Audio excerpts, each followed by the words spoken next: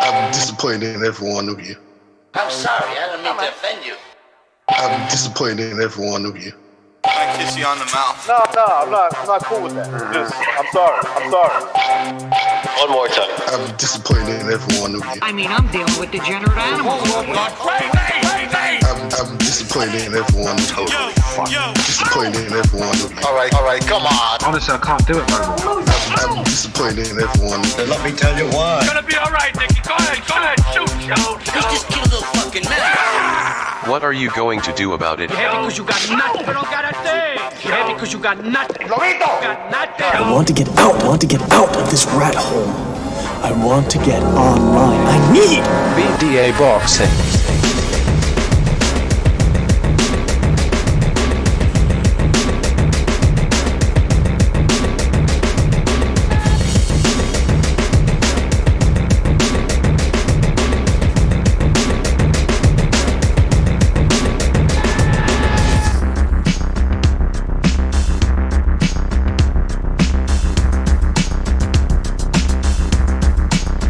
All right. Let's not make this intro too long. Welcome everybody to the Boxing Podcast, broadcasting to you live from the True North. It's a good friend, Mr. BDA, flying solo for the moment. Hopefully you guys help me out in remedying that. We are here with another Open Lines Friday episode, which means everyone's welcome via Discord. Phone lines are open already, by the way, so if you want to call in right away, you can certainly do so.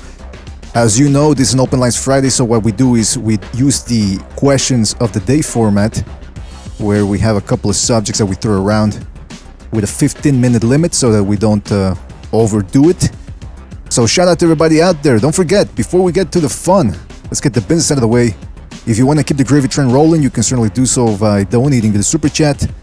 Wiring a couple of shekels our way always helps us out. But of course, the most important thing is that you continue to like the show, hit the like button, and subscribe if you haven't done so already. Alright, fellas?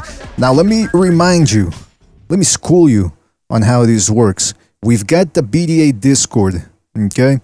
So if you're part of the Discord, all you've got to do is... Hold on a second, let me... Alright, so this is a part of the Discord, see here?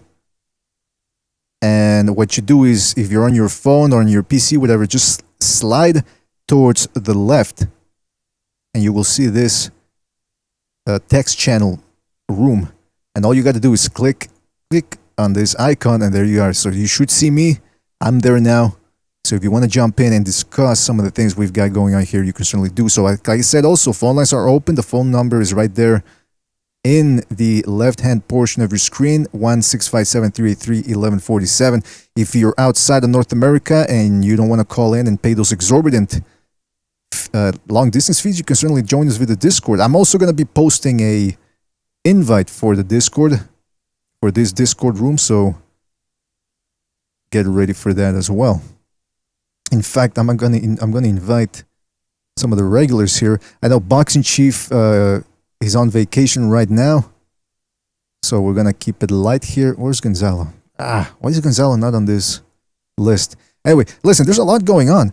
We can talk about the Canelo-Plant thing. I wanted to mention that, the Canelo-Plant debacle, as I like to call it. We've also got Errol Spence and Pacquiao. More news coming out about that upcoming fight. Quite interesting, and shed some light on how the fight could go. Potential fight. And so we're going to get started with a couple of things. Well, actually, you know what? Let me get started with saying hi to everybody in the chat. Jonathan Lamberena, shout out to Jonathan, Martin Taylor, Jaguar, Richard Humongous, LL, DJN1, The Shepherd of Sons, Dale Cregan, Wuskia Wilder, Epadokua, and many more people to come, I'm sure, fellas. Thank you for joining us. Really appreciate it. Don't forget... Oh, actually, where's the... creating an invite here. Yeah, because I don't know, the StreamYeard, you only get 6 people. It's a limit of 6 people. I think they bumped it up to 8. If you don't pay, you still get, I think, 8 people. But even then, that's a limit. So there you go. That's the invite to the Discord room here. Jump on the Discord. Oh, we got to recognize. Recognize you there. Hello. How you doing, man? Thank you for being on. It's my pleasure, man. Absolutely. It should be. You should... It is. Absolutely. It is. Listen, I wanted to bring something up. Did you catch the whole Errol Spence leaked sparring footage? Heard about it. Believe it or not, still haven't seen it. All right, so what I'm going to do is let's start with that because I think it's an interesting starting point here. I'm going to be playing it. I'm going to distort the image because I don't know if we can play this or not. So I'm just going to cover my bets here, hedge my bets as they say. And all right, so can you see it? Hold on. There we go. So it should be on the screen now. What the fuck? Hey, wait a minute. It's like on the middle of where the chat, the chat is going on. Yeah, but hold on. There we go. I'm gonna make it a little bit more apparent, and I'm gonna zoom it in. Go, make it a little bit bigger. All right. So this is and I'm gonna pause it and all that so that we don't play it straight up. So apparently the story behind this is that this was released by the PBC, and then they took it off of YouTube, I believe. So that's why I'm trying to be careful here. So. Here you see Errol Spence right there. And he's sparring with some Asian-looking dude. Could be from Central Asia, or as I call it, Eastern Europe. I know people from Central Asia hate it. But you see there Spence just going through the motions. Hold on, let me get to the juicy part here. Because, again, I can't play all of it here, so... All right, so this is where it starts getting interesting. They're on the inside. The Asian guy throws a couple of uppercuts, and whoops, all of a sudden catches him with a straight left combination. Errol Spence going a little dirty there with the forearm. Starts putting pressure, eats an uppercut. And I heard some people were saying, Errol Spence is getting schooled. I don't see him getting schooled. I see him getting hit. That's all. Yeah. I mean, but that's Errol Spence's game, right? That's Errol Spence's game against the high-level opposition. He's willing to take some, to give some, and try to wear you down. Right. His thing is like not to get caught with too big of a hit, Oh, there we go. There's a combo there from these guys. I'd like to, if somebody has any information about who the guy he's sparring is, the identity of this mysterious sparring partner, let us know. See that? He's doing pretty well. Now, Pacquiao. Exactly. Again, let's break it down here, Recognize. Let's break it down. This is sparring. I mean, can you speak about the variables of sparring and how it doesn't tell us the whole story? What can you tell us about sparring? It definitely doesn't tell you the whole story. Like, you see, they could just be touching each other up, right? There's two types of sparring. There's like you're going all out, right? You're basically you're still getting hit, but you guys are hitting each other pretty hard, right? And so what you've been preparing for will probably show up in that kind of sparring when you're going all out, right? It's a dog fight. This one looks like it's more of like let's just get some work in. So of course he's gonna get hit. For me, I already pretty much think I know what's gonna happen in this fight, and what I mean by that, I'm not saying that I know who's gonna win for sure, but I pretty much know what's gonna happen. I know what's gonna come into play in this fight. So I don't really take much from this, from what I'm seeing so far. Yeah, we also got Fight Scout, by the way, fellas. Don't forget. Errol Spence is salute Fight Scout. Everyone. How you doing, man? Errol Spence is gonna win 9 rounds from landing 2 punches the entire night. That's what I've said about. That's what I keep saying also about the Joshua Usyk fight. Go ahead, man. Somebody was gonna say something.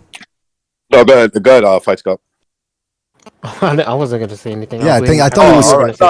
Right. I don't know about you, Fight Scout, but I don't really take much from that sparring footage. It looks like they're just putting some work in. What do you think? That's what it looks like to me. Looks like they want to show something. Errol Spence at his best. Like, I don't know why they would leak that part, right?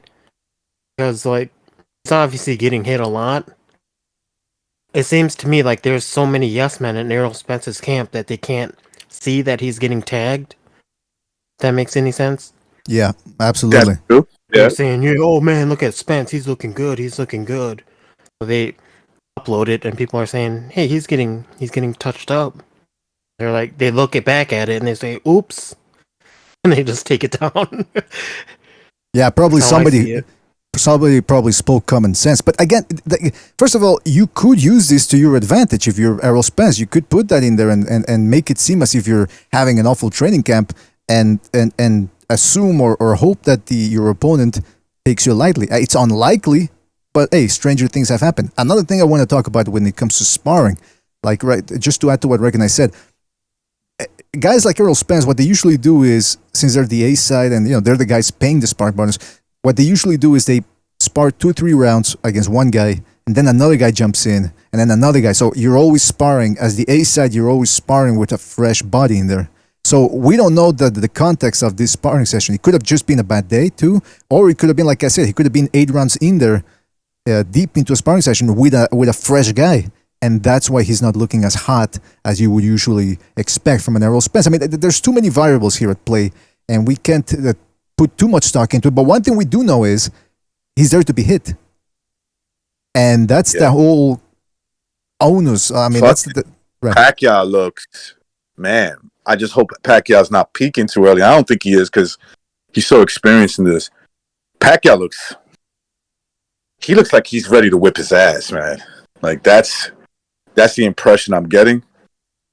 For me, it all comes down to, and I know it's kind of cliche, right? But Father Time, does he wear out late in the fight? And, that's counted as 9 rounds. You know what I'm saying? So does that happen?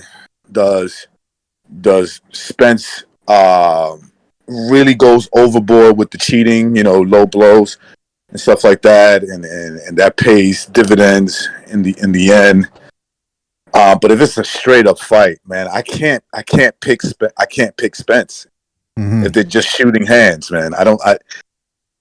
Pacquiao's old, man. Pacquiao's fucking old, but I still can't do it, man. I still can't pull the trigger on saying, yeah, this is where where he's boxing, he's throwing hands and he loses. He loses to Spence. It could happen, right?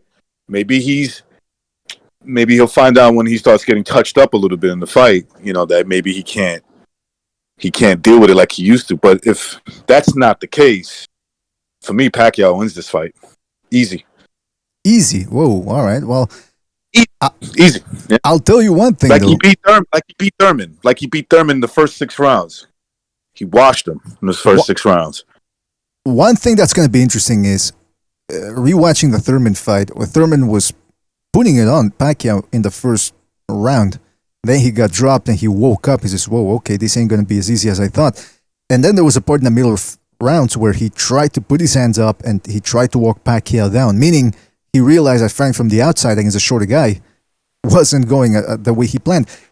If Spence does that, if he starts getting tagged from the outside and realizes, oh boy, I can't do to Pacquiao what I did to Mikey Garcia, and he says, all right, let's go to plan B and let me just try to walk this guy down, does that benefit Pacquiao? Oh, because he gets his nuts ripped apart. Pacquiao? You mean That's Pacquiao? just the honesty, right? His plan B is to just rip apart Pacquiao's nuts. Right. I mean, that's a look. When he was getting beat up by Sean Porter, and he was getting beat up, okay? Go watch that fight and be honest. When things were getting rough, he said, fuck it, I'm going to go low, right? And those were low blows. I'm not saying it definitely had an effect, but, if you look at Sean Porter, he was a little winded towards the end of the fight. Yeah, his arms went limp. Yeah. His arms went limp and his legs just didn't work started giving in anymore. Yeah. Hey, if he wasn't so fucking strong, he probably gets knocked out, because he's just so worn from the nut shots. I wanted to give a shout out to Michael Poe for his contribution with the super chat. He says, get this party going now. Oh, well, it's going, man. Thank you. Shout out to Michael Poe for his contribution. Don't forget to hit the like button, fellas. Really helps us out. And of course, we got a phone call here, so let's get down to it. 347, you're on the air. 347. What's on your mind? What's going on, BJ? What's going on, man? How you doing, Haitian Sensation? What's on your mind, man? Nothing much, man. I made like a video talking about Spence's low blows and showing all his low blows, and multiple times in the Vermont Peterson fight, he hasn't been warned for low blows.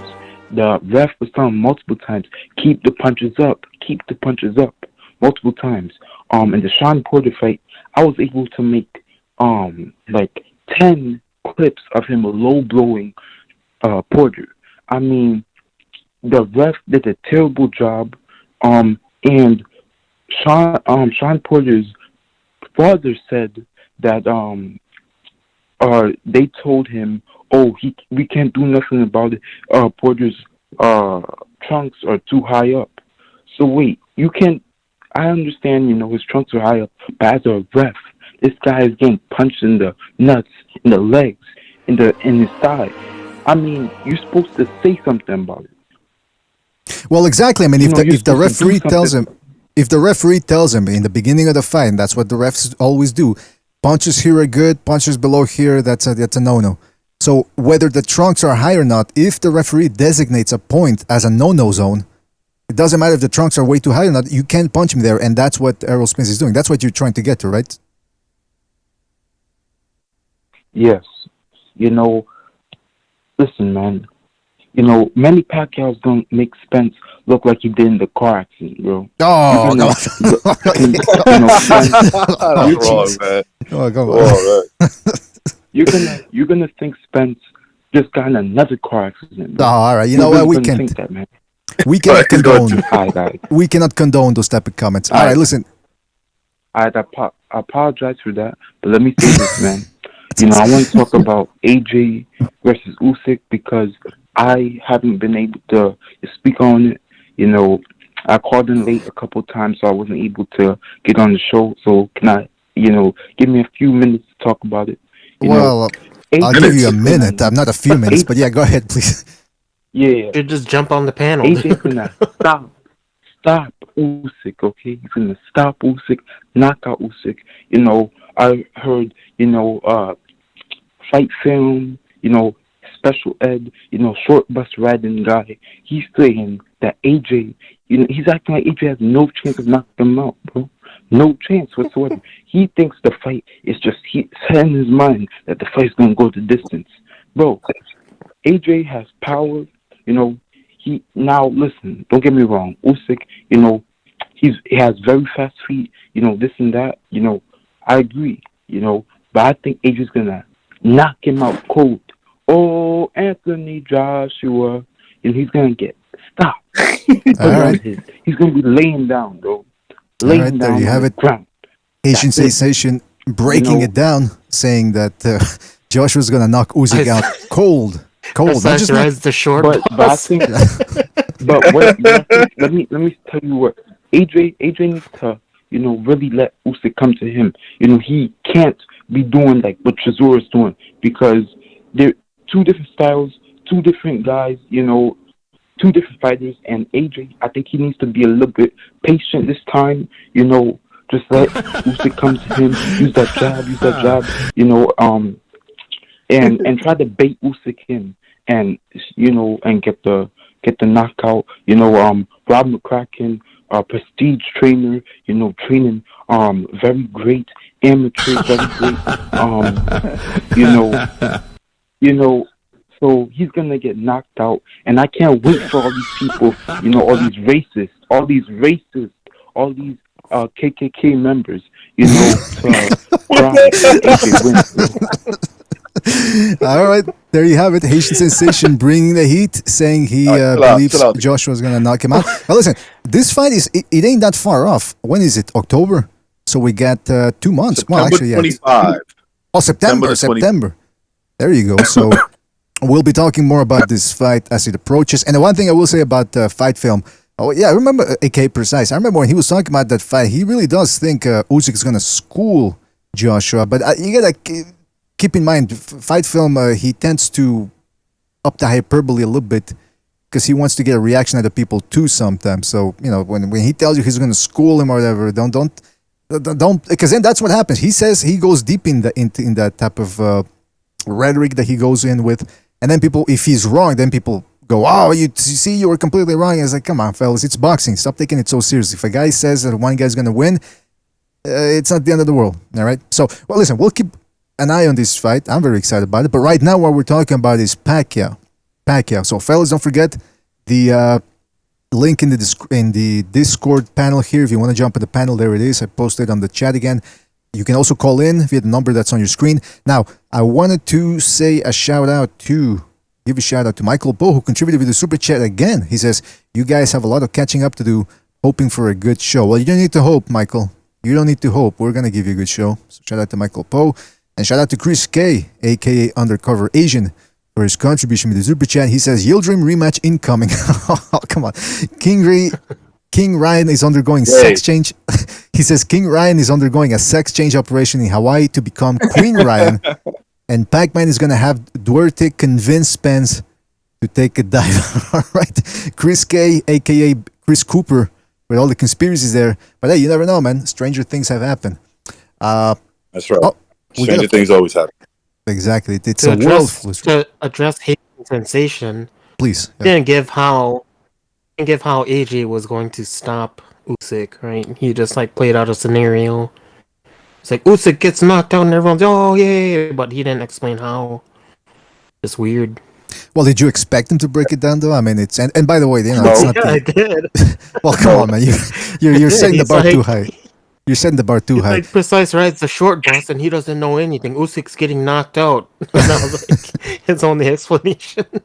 Well, listen, I think Precise would hate a short bus yelling at him that he rides the short bus. That is kind of like weird. Well, listen, I'm kidding. Hey, by the way, yeah, Haitian Sensation is I think he's 16 or 17. So take what he says with a grain of salt. Let's go to another phone call here.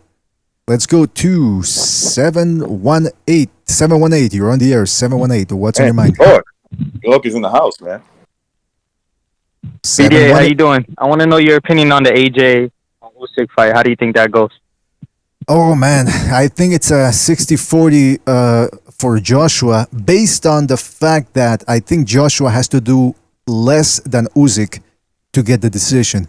It's going to be on Usyk to really convince the judges that he deserved that win.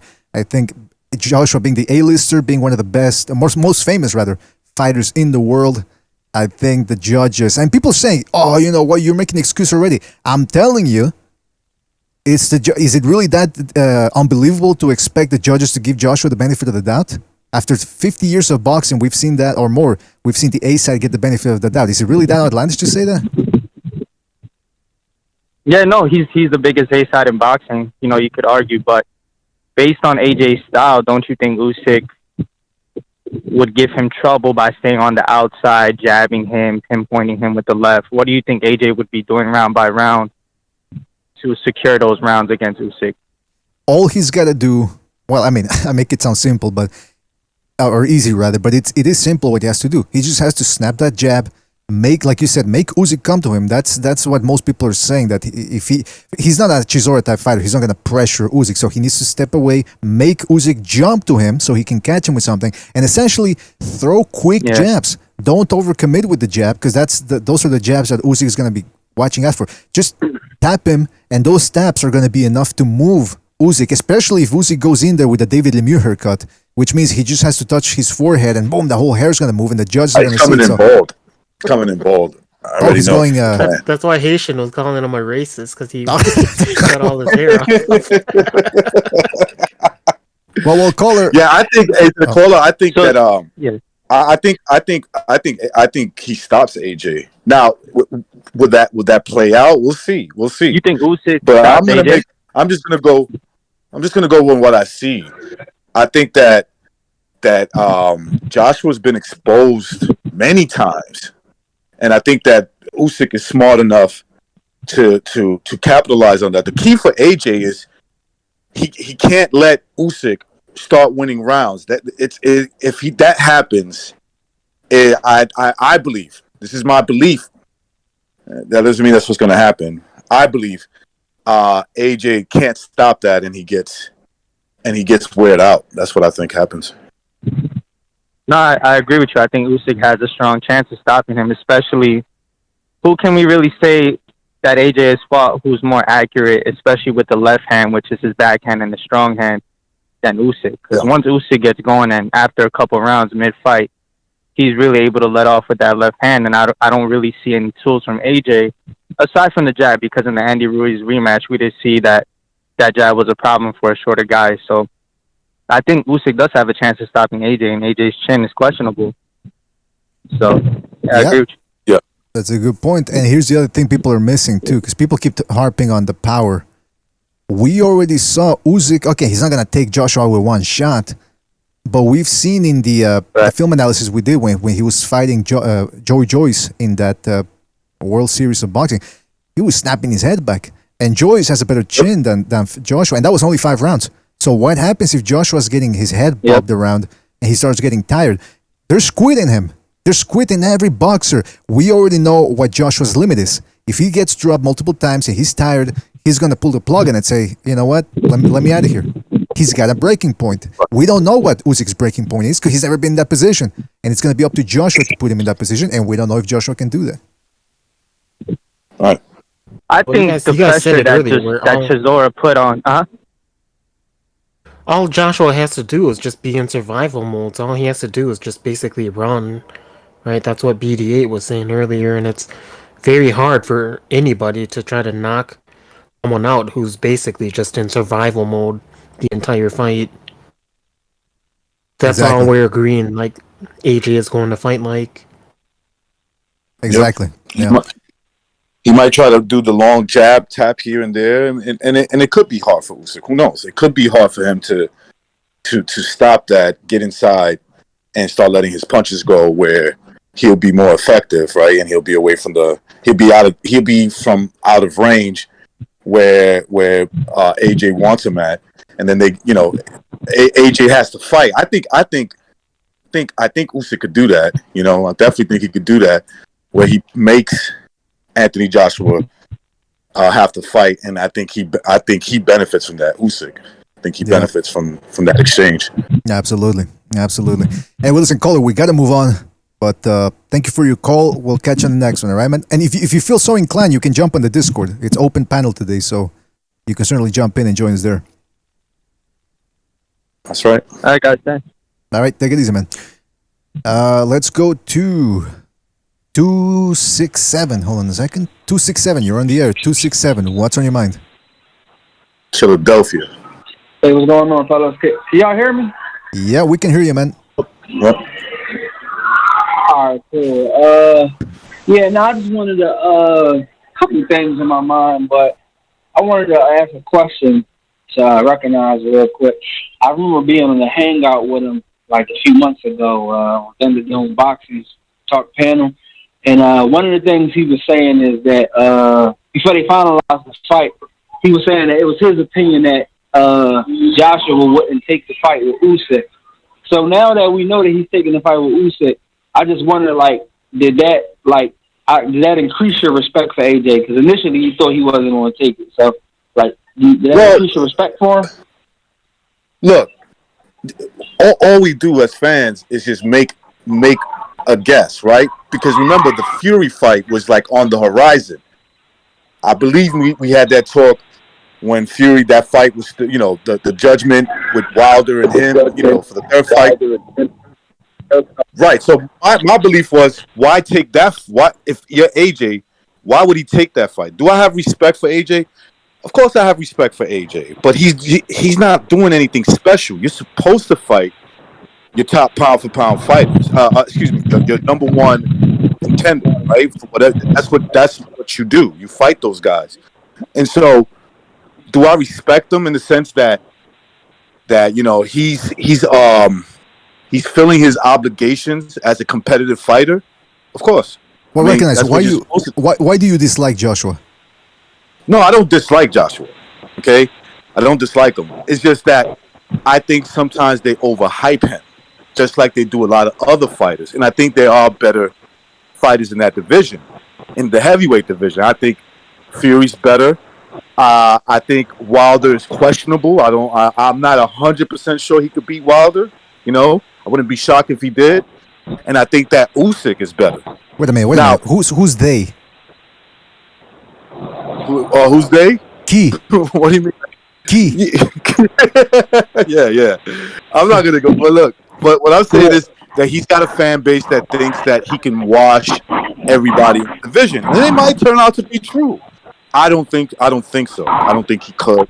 But to the caller's question, like, I do give him respect in the sense that he's just doing his job, but that's as far as it goes. Like, I don't have respect for him in the sense that he's the best fighter. He has to prove that, and if he does that, I'll be the first one to say, hey, man, shout out to AJ for going in there, taking on these top-level competition, and winning.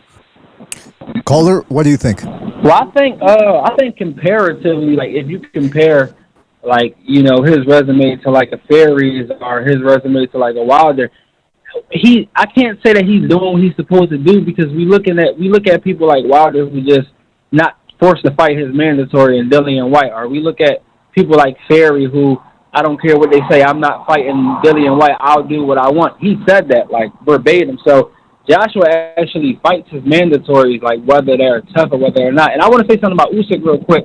I know people saying Usyk, they're touting him to win, but I don't understand how, where, like, he looks subpar against, I forgot that the first dude he fought, and then he fought Del Boy. Sure. He looks subpar in those matches, so I don't know how he's supposed to go up there and watch Joshua or come remotely close to beating him. That's just my opinion, though. Well, let me ask you this. Is Joshua going to fight Usyk the same way Chisora did? No, I don't think Joshua was going to fight. I don't think. But I think Joshua, I mean, see, Joshua can do a lot, man. He can fight him from mid-range. He can fight him from, like, using his jab, using angles. It's a multitude of ways that he look good, hon. It's a multitude of ways that he can actually fight him. But the thing is, though, Usyk is short and little. I'll see you later, honey. Usyk is short and little compared to Joshua, so he can't throw all those punches like he would against a Del Boy or like he did against that light-skinned dude he fought at cruiserweight, because he got to come to Joshua. So I think Joshua can catch him coming in. Who do you keep calling honey? Are you running game down there, or are you running a business, or what's going on? My girl was leaving as we were talking, so I had to, like, defer the attention to her real quick. Okay, because I thought I heard you call her honey, and then I think I heard get that money. He's on the street. He's on the streets of Philadelphia, man. He's making that money, bro. Exactly. Yeah, but you know what? My girl was leaving. I had to, talk to her real quick. But I just don't see it, though, honestly. Fellas like Usyk, he hasn't had a scintillating experience since he's came to heavyweight. And Joshua, we know that Joshua can hurt you from long distance. We know that he can hit you with extremely short shots that you don't see. And when Usyk's trying to come in, he has a really good jab to the head, and he has a really good jab to the body, which can also fluster Usyk as well. So I just don't see how Usyk is just going to blast him out, or how he's touted to beat him. But that's my opinion, though. Y'all feel free to disagree. Well, listen, I agree with everything you said about Joshua. Well, go ahead, Regan. Go ahead. No, I was going to say that, that's why the fight's got to happen. We got to see how all this plays out. And you can't be afraid to give your opinion. Like, I see a lot of people, they'll make, they kind of like make a pick based on what the mainstream narrative is. I just say to people, and I'm not talking about the caller. I'm just saying, come with your own idea. Damn. Come with your own idea of what you see in the fight. And so far, from what I can see, I give Usyk a hell of a chance to win this fight. And I think that if it plays out the way I think it's going to play out, more likely Usyk wins the fight. But I could be wrong, man. Could be wrong. Maybe he's right. Maybe, who knows? Maybe AJ can't. Maybe Usyk can't fuck with AJ's jab. Maybe the jab is the key, and he can't mess with it, and causes him to lose the fight. We'll see. I think that people who think Usyk will win. All the callers and the panel I need to get to. But I want to say with the whole Spence and the Pacquiao. thing. Hold on. I think the people who think Usyk will win. I think Spence is going to try to make it a war of attrition. So that's really all he does in all his fights. He just marches forward with his hands high guard, and when you get tired, he pretty much takes it over. So if Pacquiao stamina doesn't if he can't sustain stamina, I think Spence will be able to walk him down. That's if he get tired, because Spence has amazing stamina, and he just waits for you to get tired and then he fires on you. But if Pacquiao can catch him early, who knows? But I just think Pacquiao going to get tired. But that's my call, fellas. Appreciate y'all taking. Good points, man. And call back next time, all right, man? Take it easy. All right, thank you. Y'all take it easy. You too, man. All right. Yeah, Fasco, go ahead. No, I think he just wanted to speak to you, recognize what...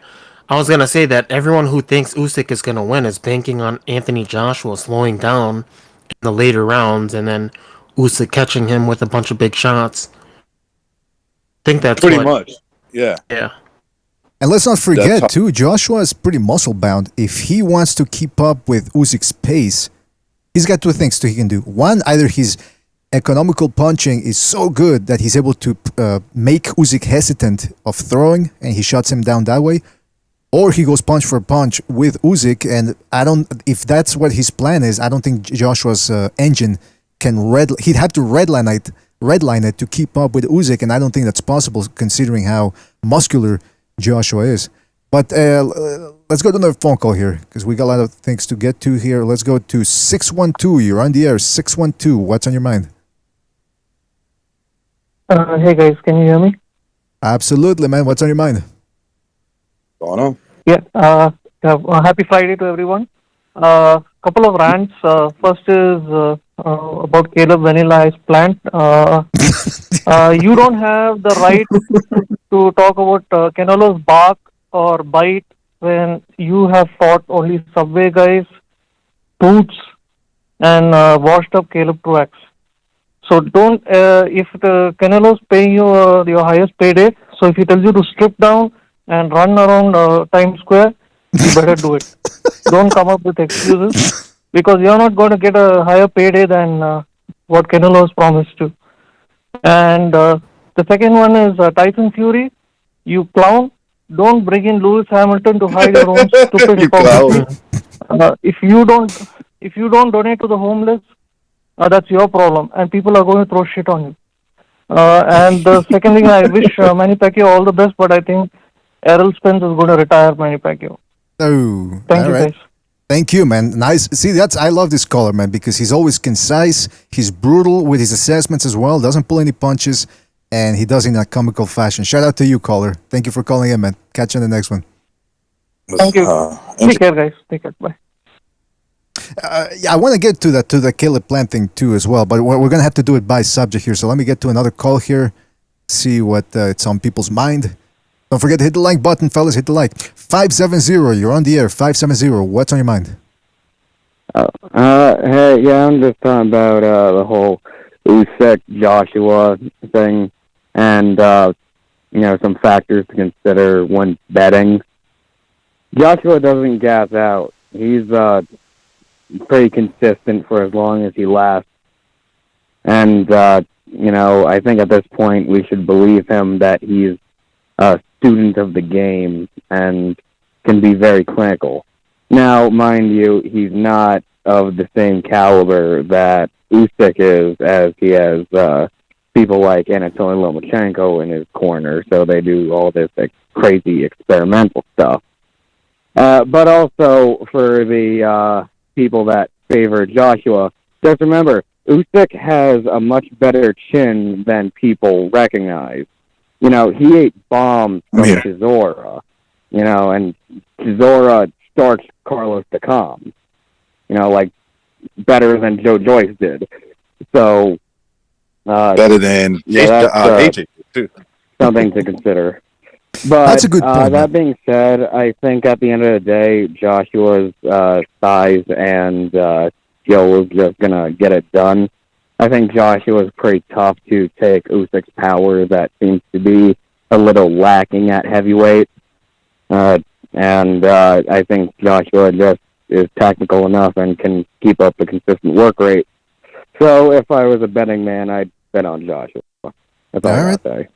There you have it. From what I'm hearing, BDA, I'm hearing so far, thanks for having me. People that, thank you, man. Go ahead, Recognize. I'm sorry, I didn't mean to talk over the caller.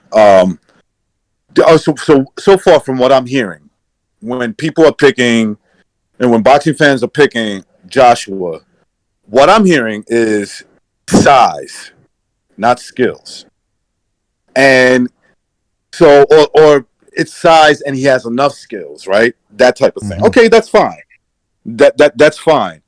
But there's other people like myself and others that see the game. Obviously, we've seen Joshua in there with big guys like Anthony Joshua, and we saw him do well.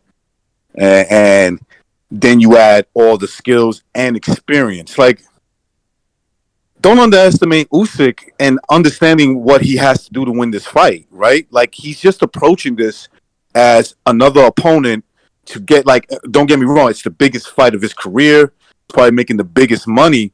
But when it comes to strategy, and I have no reason not to believe this, Usyk is approaching this as another opponent, and what do I have to do to win this fight? Yeah, you're right. There's no mystical stuff involved here, and people keep talking about that. Well, actually, let me get to that Chisora fight later on. But let's see. We got another caller here, so let's see if they want to keep talking about the Usyk fight. 510, you're on the air. 510, what's on your mind? Hey, can you hear me? Absolutely, 510. Yep. What's on your mind? Hello? Hey, I just want to make a quick note on the Pacquiao-Spence fight. One thing I really don't see people talking about is how Spence hasn't really shown his power. Well, that's to me in that case, And one thing I really found that was questionable was the Mikey Garcia fight, which I get it. Like, Mikey Garcia was covering up, but it's still not like it was a moving target. Mikey was right in front of him, and he couldn't even put him down. One thing I do see is sometimes Errol Spence likes to stand up when he's really chucking them shots. And like his straight left, I really don't see like him turning over that straight left, and it kind of like diminishes his power in a sense. I don't know if you guys catch that. That's an interesting point. That the straight left doesn't really get it done for him. It's really the right hook to the body, or the left hook. I don't know if you would call it a hook, but anyway, yeah. Well, I think Lifestyle was saying that he's very defensive minded. In other words, when he punches, right, when he throws punches, like he kind of steps in with that jab, and maybe would throw that overhand right, depending if he feels threatened. So he's like very defensive minded. In that sense, that's probably why he doesn't throw a good overhand left, like you said, like he doesn't really turn that left because he's trying to get out of there quick. Yeah. So he throws his punches in like singles, so it's not like a 1-1-1, right? Or if you're jabbing, it's like a jab, jab, jab, and so it's not like he's trying to put punches together unless he really has to. Yep. So when you're talking about his left hand, like. It has to do with his feet too, and the way he positions himself. Like he doesn't give himself enough, what do you call it? Enough rotation to actually throw a straight. To actually throw it straight, it always comes out kind of like crooked. Yeah, he does a little bit, huh? Especially the glove, the way he doesn't turn that glove, he doesn't have the torque in it. It's almost like he's just the hand is in one position, and when he throws the left, it stays in that same. Well, with the side of the palm. Exactly. BDA, just BDA. Like with the thing I was talking about, like when he throws his straight left, I don't know if you've ever, like even as an orthodox fighter, say like a straight right, you're taught to really like, if you're throwing that shot over there, your knuckles have to meet, or they have to be in the same side as your face, kind of. I don't know if that makes sense. But like you said, when Errol Spence throws those straight shots, it seems like the fist is in the same position to where the guard was. Mm-hmm. Yeah, not exactly 100% that way, but yeah, he doesn't like you said, he doesn't turn it over fully. Now that doesn't mean he's not going to be able to score with it. I mean, the name of the game is to score the shot so that the judges see it and they give you points for it. But nevertheless, it could play a factor. Absolutely. It could, man. And in regards to the power that you brought up, look, I didn't expect him to stop Danny Garcia because, Danny Garcia, I think the only way he gets stopped is with a huge shot he doesn't see coming or maybe a cut. But it's going to be very hard to stop this guy. But the Mikey Garcia fight, that one is true. He's got a very good active guard and blah, blah, blah. But he's also a fat lightweight who wasn't moving, and Spence couldn't get him out of there. So yeah, it does bring into question the power. Absolutely. All right. Well, thank you for the call, BDA. Oh, thank you, man. Take it easy and call back next time, right, man? Have a good All one. right. God bless. You too, man. God bless. Real quick, don't forget to hit the like button. Don't forget if you want to join the Discord, the panel rather, the invite's right there on the. I just posted it in the chat again. We got Bucho jumping on. Bucho, are you there? There's a lot of noise there. Yeah, there's a lot of noise in your on your end. Bucho's traveling. He's the wandering Bucho. That's what he's doing. But you know what, guys? What do you think about that? When it comes to Errol Spence's power, you know, it all started because he stopped Algieri, who'd never been stopped before. Pacquiao can do it, and then he stopped Brook. But is it safe to say that if we wanted to nitpick his power, like in other words, what I'm trying to ask you is, if we nitpick his power, are we nitpicking and being too harsh, or are we correct in stating that his power might not be all that? Power has never been all that. Oh. It's been, it's just decent. He's got decent power. He's kind of like a bruiser, you know, accumulation punches, that type of guy.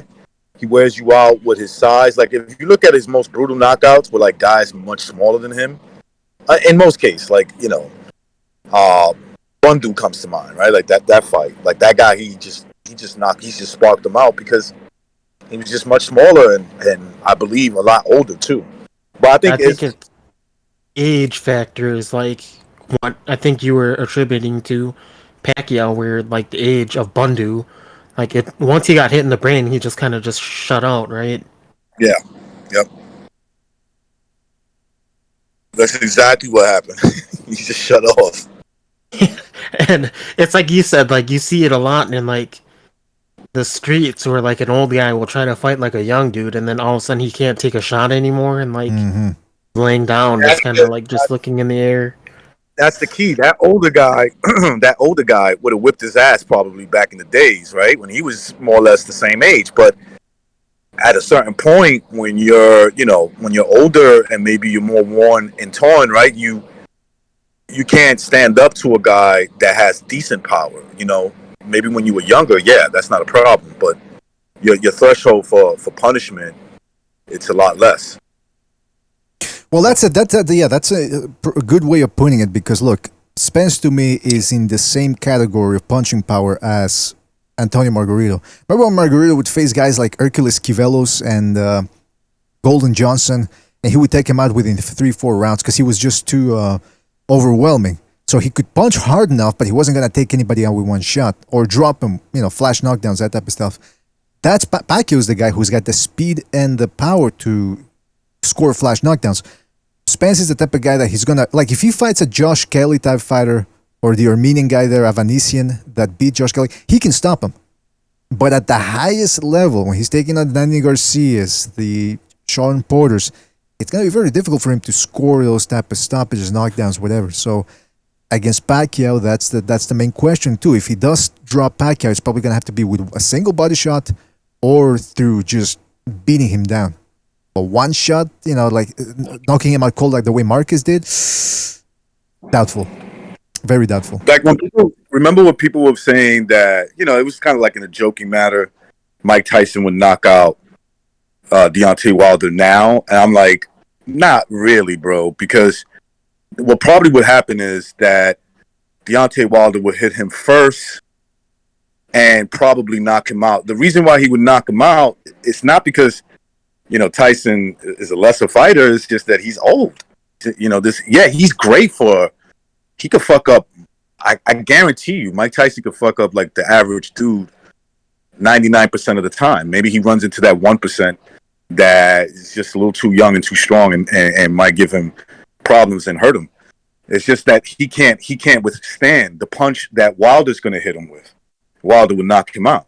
Yeah, and speaking of that whole thing, the power there when it comes to Spence-Pacquiao, there was an article on Boxing Scene today where Spence seems to be very aware and not afraid, by the way, unafraid of voicing his opinion about Pacquiao's style. And he said, I have to make sure I'm focused. I feel like Pacquiao's throwing more than just 1-2s, and he's throwing different combinations and going to the body now. That's an interesting observation he's made, because other people myself included, and you guys have pointed out how Pacquiao is returning to his body punching roots. He went to the body a lot against Broner with straight lefts. Against Thurman, of course, hurt him, right hooks to the body. So it seems like Spence has caught on to the fact that Pacquiao will perhaps try to work his body over. One thing I did also find interesting here in this article is the writer makes a point of pinpointing rather that Pacquiao hasn't scored a knockout since he beat Matisse, but that to me seems to be the common mistake most people make when fighting Pacquiao. They think, well, he hasn't scored a knockout, but look at everybody he drops. He dropped Jesse Vargas. He stunned Adrian Broner. He dropped Keith Thurman. Who else in his recent fight? Horn. He didn't drop him, but he had him out on his feet in the 9th round. So the guy can crack.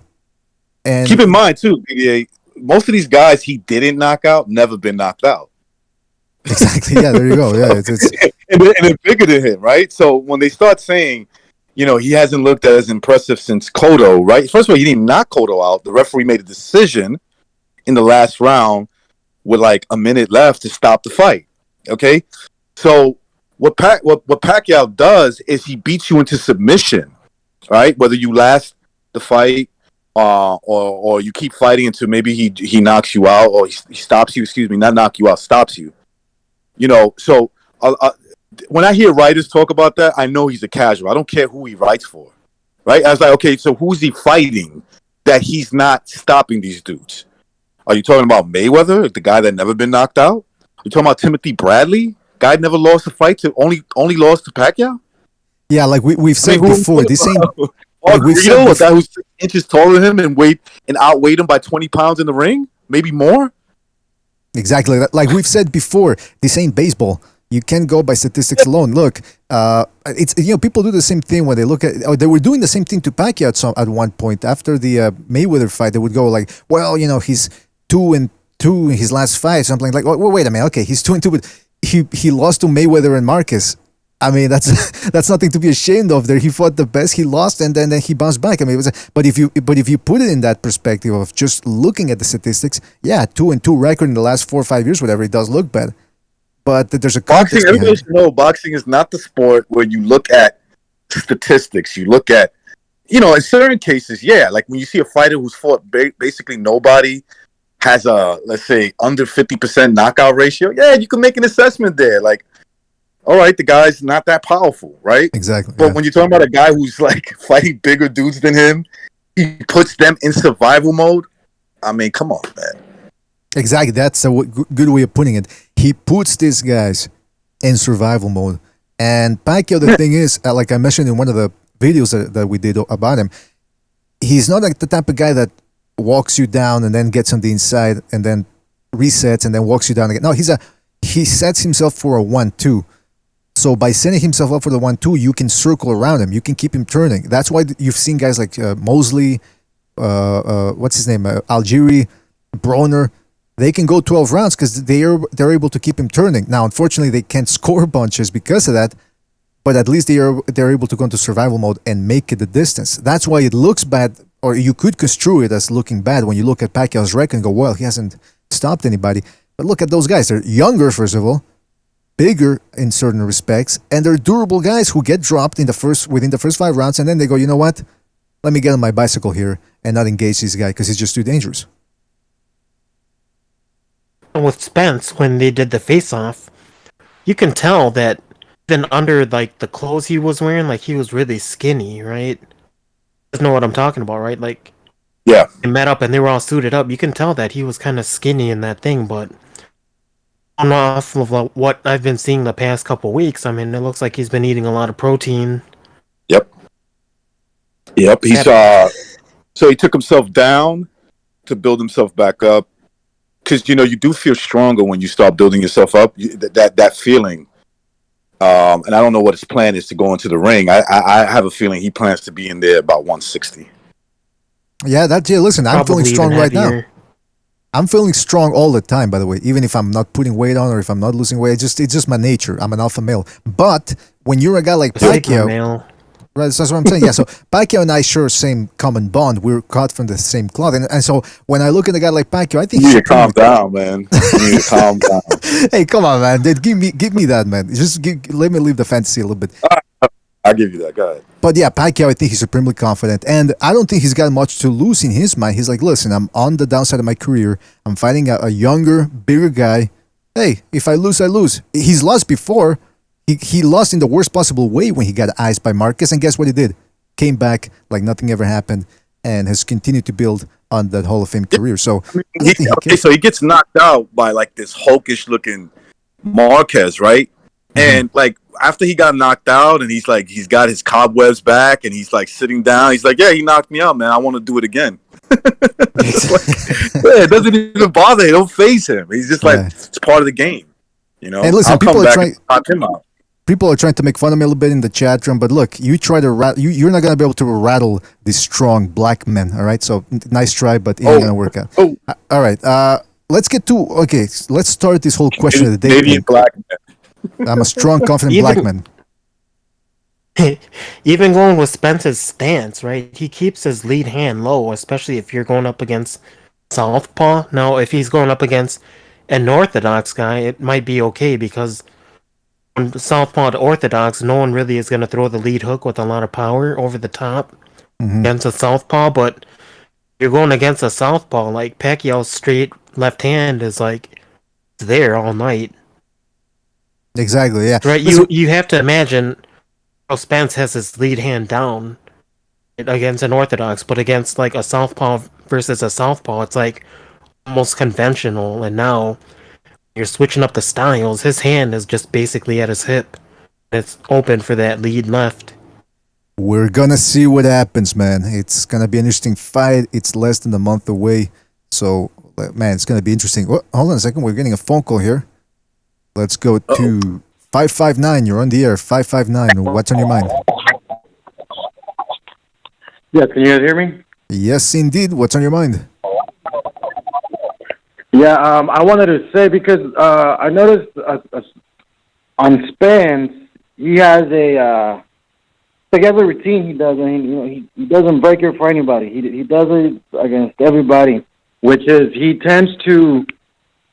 The first 6 rounds, he kind of lets everybody tire out, you know. He just kind of like, he tries to start a round fast, get 1 or 2 hits, and then just jab, jab, jab, let everybody else get tired, trying to catch up to win the round. The last about 5 rounds, he picks it up. Now, that's fine because it works for him. But Pacquiao likes to do the exact opposite, and he does. Remember how he did with Keith Thurman? I see something like that happening with Spence because he starts too damn slow, and Pacquiao, those rounds when you're like, well, I'm gonna feel him out, right at you, and he doesn't let you like realize what the hell is going on. I think if he doesn't really, he slows down, but doesn't mean like he is slow. You know, like any round, Pacquiao just keeps going. I think if Pacquiao can take advantage of those first 5 rounds. I think he will. It is a PBC. Every single major robbery this year has been on the PBC. I think he could win on score because I don't think he knocks out Spence, but I think he could win on scorecard. Fight Scott, you were gonna say? Pacquiao goes 100% every single round, so he's gonna naturally tire. But he doesn't leave anything. The ring is what it is. Like, but you're talking about how Spence was going to try to tire him down, but Pacquiao is going to just go 100%. How is Spence going to handle it? Like, I don't know. We have to see. Yeah, that's a good point. And caller, you and Fight Scout are bringing up good points about the. By the way, caller, I'm gonna have to hang up on you because there's a lot of background noise, so we can't really hear you. All right, man. But thank you for your call, man. Okay. Take it easy, man. Yeah, listen, that's a great point there, Fight Scout, because Pacquiao, the reason why he's one of the greatest of all time is because he fights at an unusually high pace at an unusually long amount of time. It's amazing because usually, and you saw it in the Cotto fight, that was prime Pacquiao. He was able to go 100% for 12 rounds, which it's amazing. Now, though, he does tend to slow a little bit, but like the caller said, he slows down, but he doesn't slow down completely. And so that's what Spence is going to have to watch out for. And it's true. Spence is a bit of a... the way he fights the elite fighters now is jab, jab, jab, jab, jab, jab, a left hand here, body shot there. And then by round 8, 9, 10, he starts to turn it up. What happens if he falls behind against Pacquiao and he feels he has to come forward and he runs into something big? I mean, there's a lot of variables. His trump card is to hope that Pacquiao wears down enough so that he can overtake him in the later rounds. Well, Pacquiao he's the guy who said, "I'm going to keep going until my heart explodes," or something like that, right? Like he said that, like he says, "I'm going to throw punches until my heart just stops." It's like a fat guy. But you know what? It's interesting because Pacquiao, he has the mind of a gambler. Don't forget, he used to play pool and a whole bunch of things. Like, so he's got the mind of a gambler. He wants to gamble. That's why he's still fighting at 42 years old. He's gambling on the fact he can still beat these younger guys. And in a way, you kind of got to respect that. Especially when you're dealing with a guy with a lot of experience and he's gambled a lot. You know, like some of the big fights he's taken on when he's like clearly the smaller guy. Like that doesn't mean nothing to him. And then you got experience. Yeah, those guys are dangerous. That's why he's an all-time great. He's one of the best. You cut off, but it's like highest risk, highest reward is like his mentality. And it's like a lot of people will say, "Oh, you know, high reward, low risk," but it's like with Pacquiao, he's just going all in. Exactly.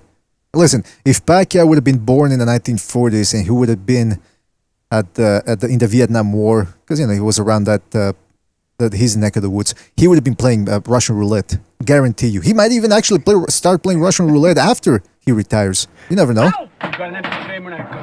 Exactly. That's right. You never know, man. It's like that one movie, Deer Hunter. I think that's what it was, right? Where Christopher Walken was like crazy and he was just playing that Russian roulette. That's what it was, right? Deer Hunter. Can you hear what I'm playing, by the way? Gonna be all right, Nicky. Go ahead, shoot. Happened to recognize. Drop off or something. Self on mute. Hold on a second. I think you guys can hear what I'm playing here. Ah, fuck. Can you let me know if you can hear this? You're too old, fat man. Oh, maybe that's too low. That's why. What did we do wrong? What should have we done? What didn't we do? Are you hearing anything or? So what did you do, fat man? Okay, yeah. Because I'm trying to play. I was trying to play sounds from the Deer Hunter here. Oh, is that what that movie is from? Yeah, that's what it was. Right?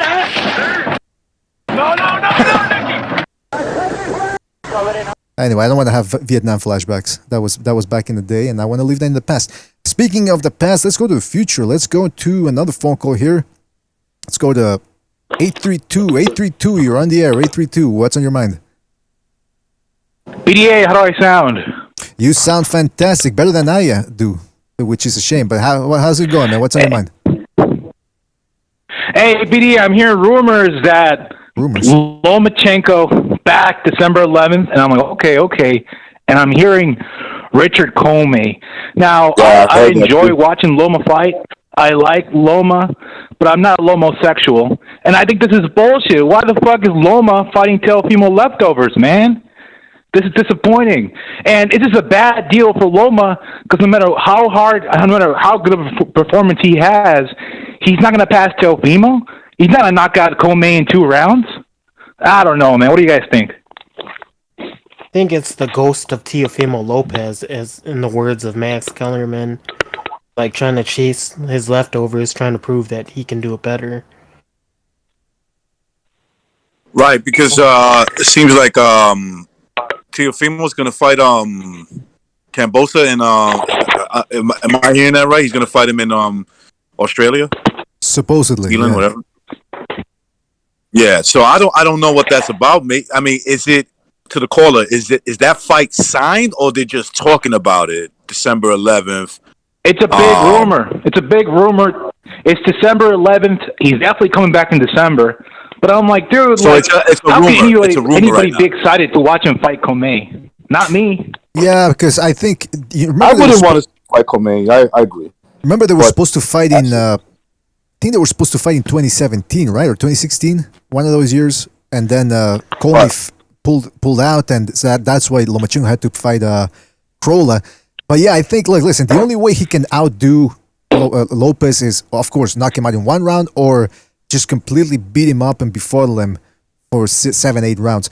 But yeah, I mean, it's a fight that you go in there and you go, okay, Comey has a puncher's chance because he's a big puncher. But other than that, it takes more than just a punch to get to Lomachenko. So yeah, man, listen, if I'm gonna blame somebody, you know what? Maybe I wouldn't blame anybody. I don't like blaming people.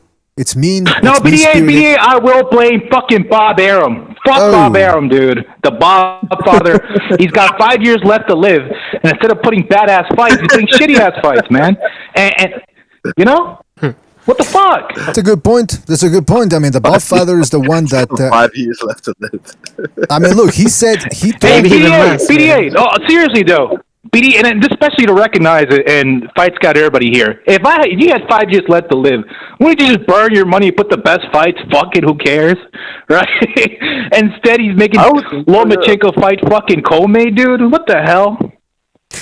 Well, yeah, that's what he's trying to do, right? Because Lomachenko, I think, is still ranked number 1 in all of the sanctioning bodies, except for the IBF, where Kambosos is exercising his mandatory. So I think what Lomachenko is doing is he's trying to trap Lopez into giving him like a no way out situation.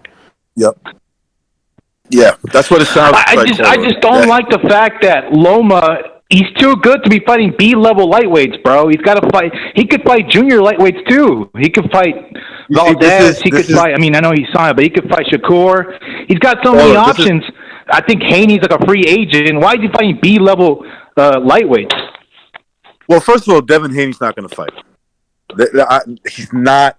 I don't care about what his father has to say. What he says. He's not going to fight Lomachenko. He's not ready. They know that. Now, I think what's happening. I believe everything Trill Bell tells me. Everything. Now, I think what Fight Scout said is right on. Okay, so indicate that Lopez won't fight Lomachenko, right? Next, after Kambosos. I think what he's doing is he's giving him he's trapping him. He's number 1 in all these sanctioning bodies, so he's going to take care of Comey. I think Comey is he ranked in the IBF? I have no idea, right? I don't care about these rankings. But what he's doing is he's trapping them where, okay, you fight me or you get rid of the belt. 1 or 2. And I think that's a good plan. Indicates that Teofimo fights Kambosos and then says, I don't want to fight Lomachenko next. I want to fight somebody else. And that very might well happen, especially with the caller. The caller was saying, like, oh, he wants Lomachenko to fight someone else, but you can't force anybody to fight Lomachenko. No. Right? Especially if you're like Evan Haney or like Ryan Garcia. This is they don't want to. This is the high this is the high regard that most people have for Lomachenko, whether they realize it or not. I'm not saying the caller sounds like he's a Lomachenko fan himself, but like he has to fight God, if you get what I'm saying. You know what I'm saying? He has to fight him, not Comey, who's a decent opponent, has had pretty much very good success in his career when you think about it, right? He's won a belt and all that stuff. So, but because Comey got knocked out by Teofimo in 2 rounds, it's like, well, Lomachenko is way too much for him then. So we automatically see what's going to happen. Listen, this fight. And you can't force these guys to fight Lomachenko either. Yeah. No, you can't. Yeah, and you don't want to give him a second shot either. I mean, that's. By the way, the caller fell off, but thank you 832 for calling in, man. Call back next time. We got Guerrero de la Info dropping by. Don't forget, fellas, that the invite to the panel is there in the chat. It's a Discord link. Let me go to a phone call real quick here. A lot of people today very interested. 267, you're on the air. 267, what's on your mind? Hey, what's up? It's Philly Irish again. How you guys doing? Good, man. Philly Irish. What's on your mind, man? Yeah. I want to talk about a couple things. Like, first of all, I broke some news today on Twitter because I'm a podcaster myself, and I saw this on Sergey Kovalev's Instagram this morning. Mm-hmm. He's calling out Canelo for a rematch. And he's bringing up all these excuses, like all these points. And I'll be honest with you, he's got a good point that he took the fight after 2 months after he fought Yard, and Yard almost stopped him and everything. That's a good point, but you took the fight still. That's your fault. You took the fight. You took the payday and got knocked out. Now, would I want to see that fight again? Probably not. But will I watch it? Probably, because I want to see if Sergey Kovalev will back his words up. We're having a fresh training camp and everything. But let's get that topic out the way. But let's talk about this Lomachenko thing against Cooney. If these top guys ain't gonna fight you, then what else do you have to fight? You need a fight to keep busy. Cooney's a former champion. Only reason why he got knocked out by Teofimo because he walked into a punch that was a good punch. Anybody will probably get knocked out from that punch because it was a good punch. That was the punch that reminded me of Sergio Martinez when he knocked out Paul Williams with one punch. So, not as devastating, but yeah, I get it. So, these guys, like him punting against former Teofimo opponents, I kind of like the idea of him.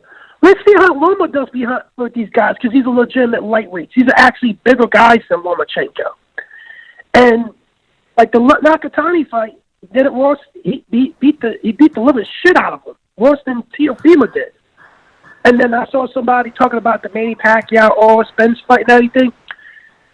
Spence, all he has to do, he's the bigger fighter, the much bigger fighter. He's an oversized welterweight.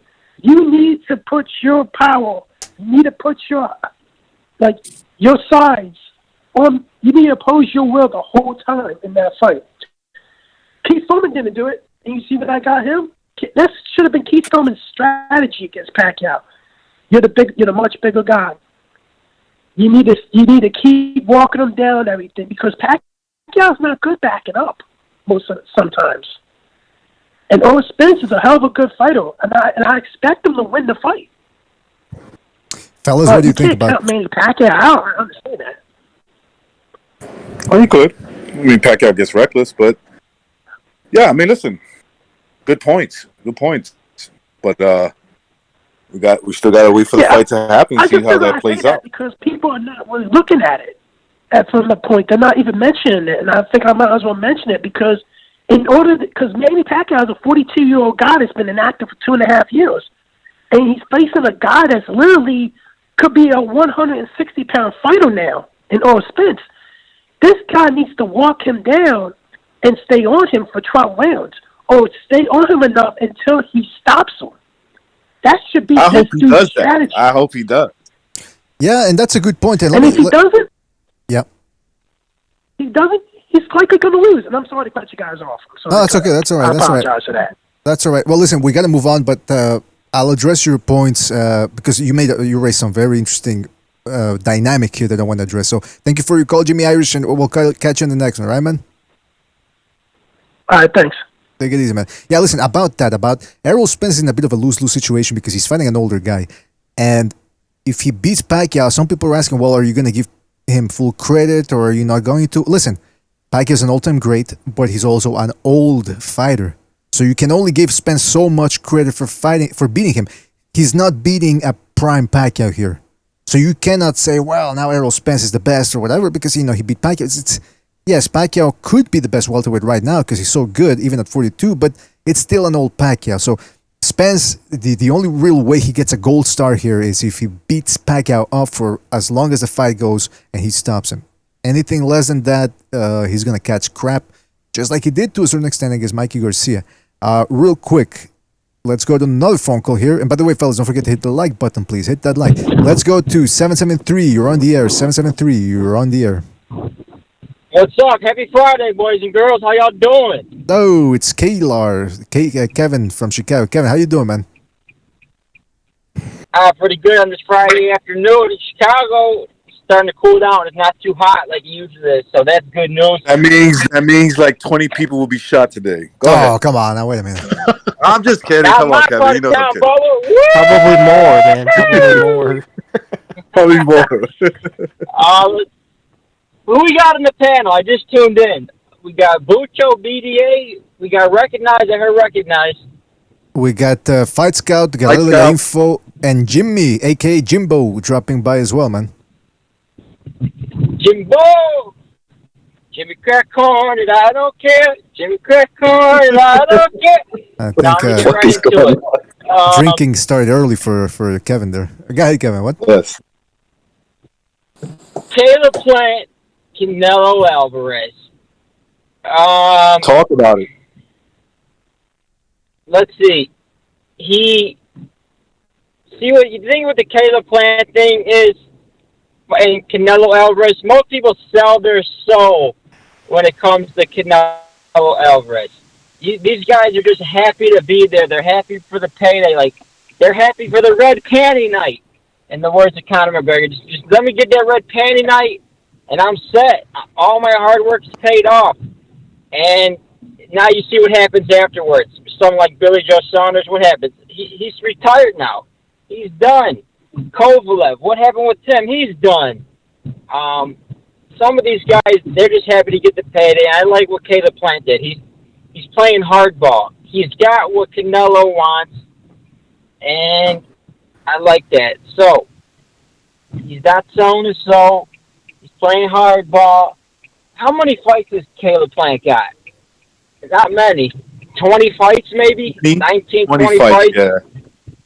I think 20 and you fights go. I mean, Kevin for Chicago. Opposite, man. You look at Canelo Alvarez, how many does he got? He's got like 50-something. He got 50-something fights. 60 fights, yeah.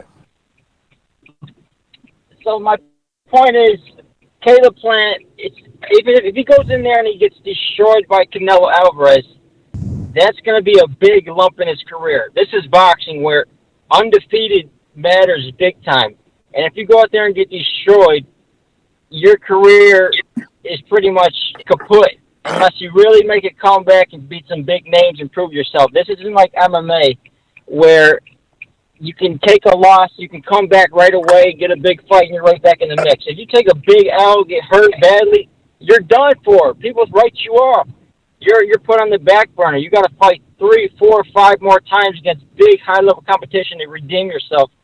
So I don't blame Canelo-Plant for playing hardball, not giving in. Everyone else likes to cave to Canelo's demands, not Canelo-Plant, not Al Heyman. And I know Jimmy's going to hate to hear that, but Al Heyman didn't cave in.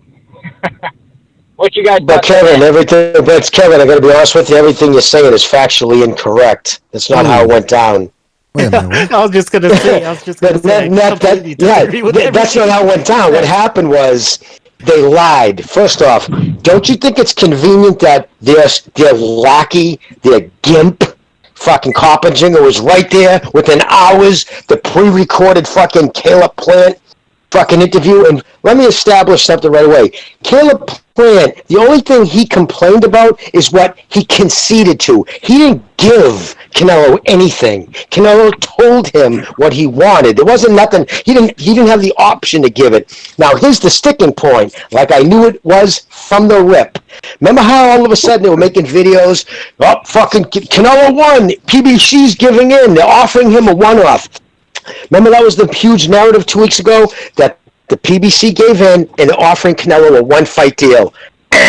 Wrong. I've heard from the best kind of sources that, without a doubt, the PBC was still pushing for 2 to 3 fights. Ooh. Another thing, Canelo, after giving the thought, when they started pushing it, said, matter of fact, fuck you. I don't want it on pay-per-view. I want it on DAZN. I want my money guaranteed.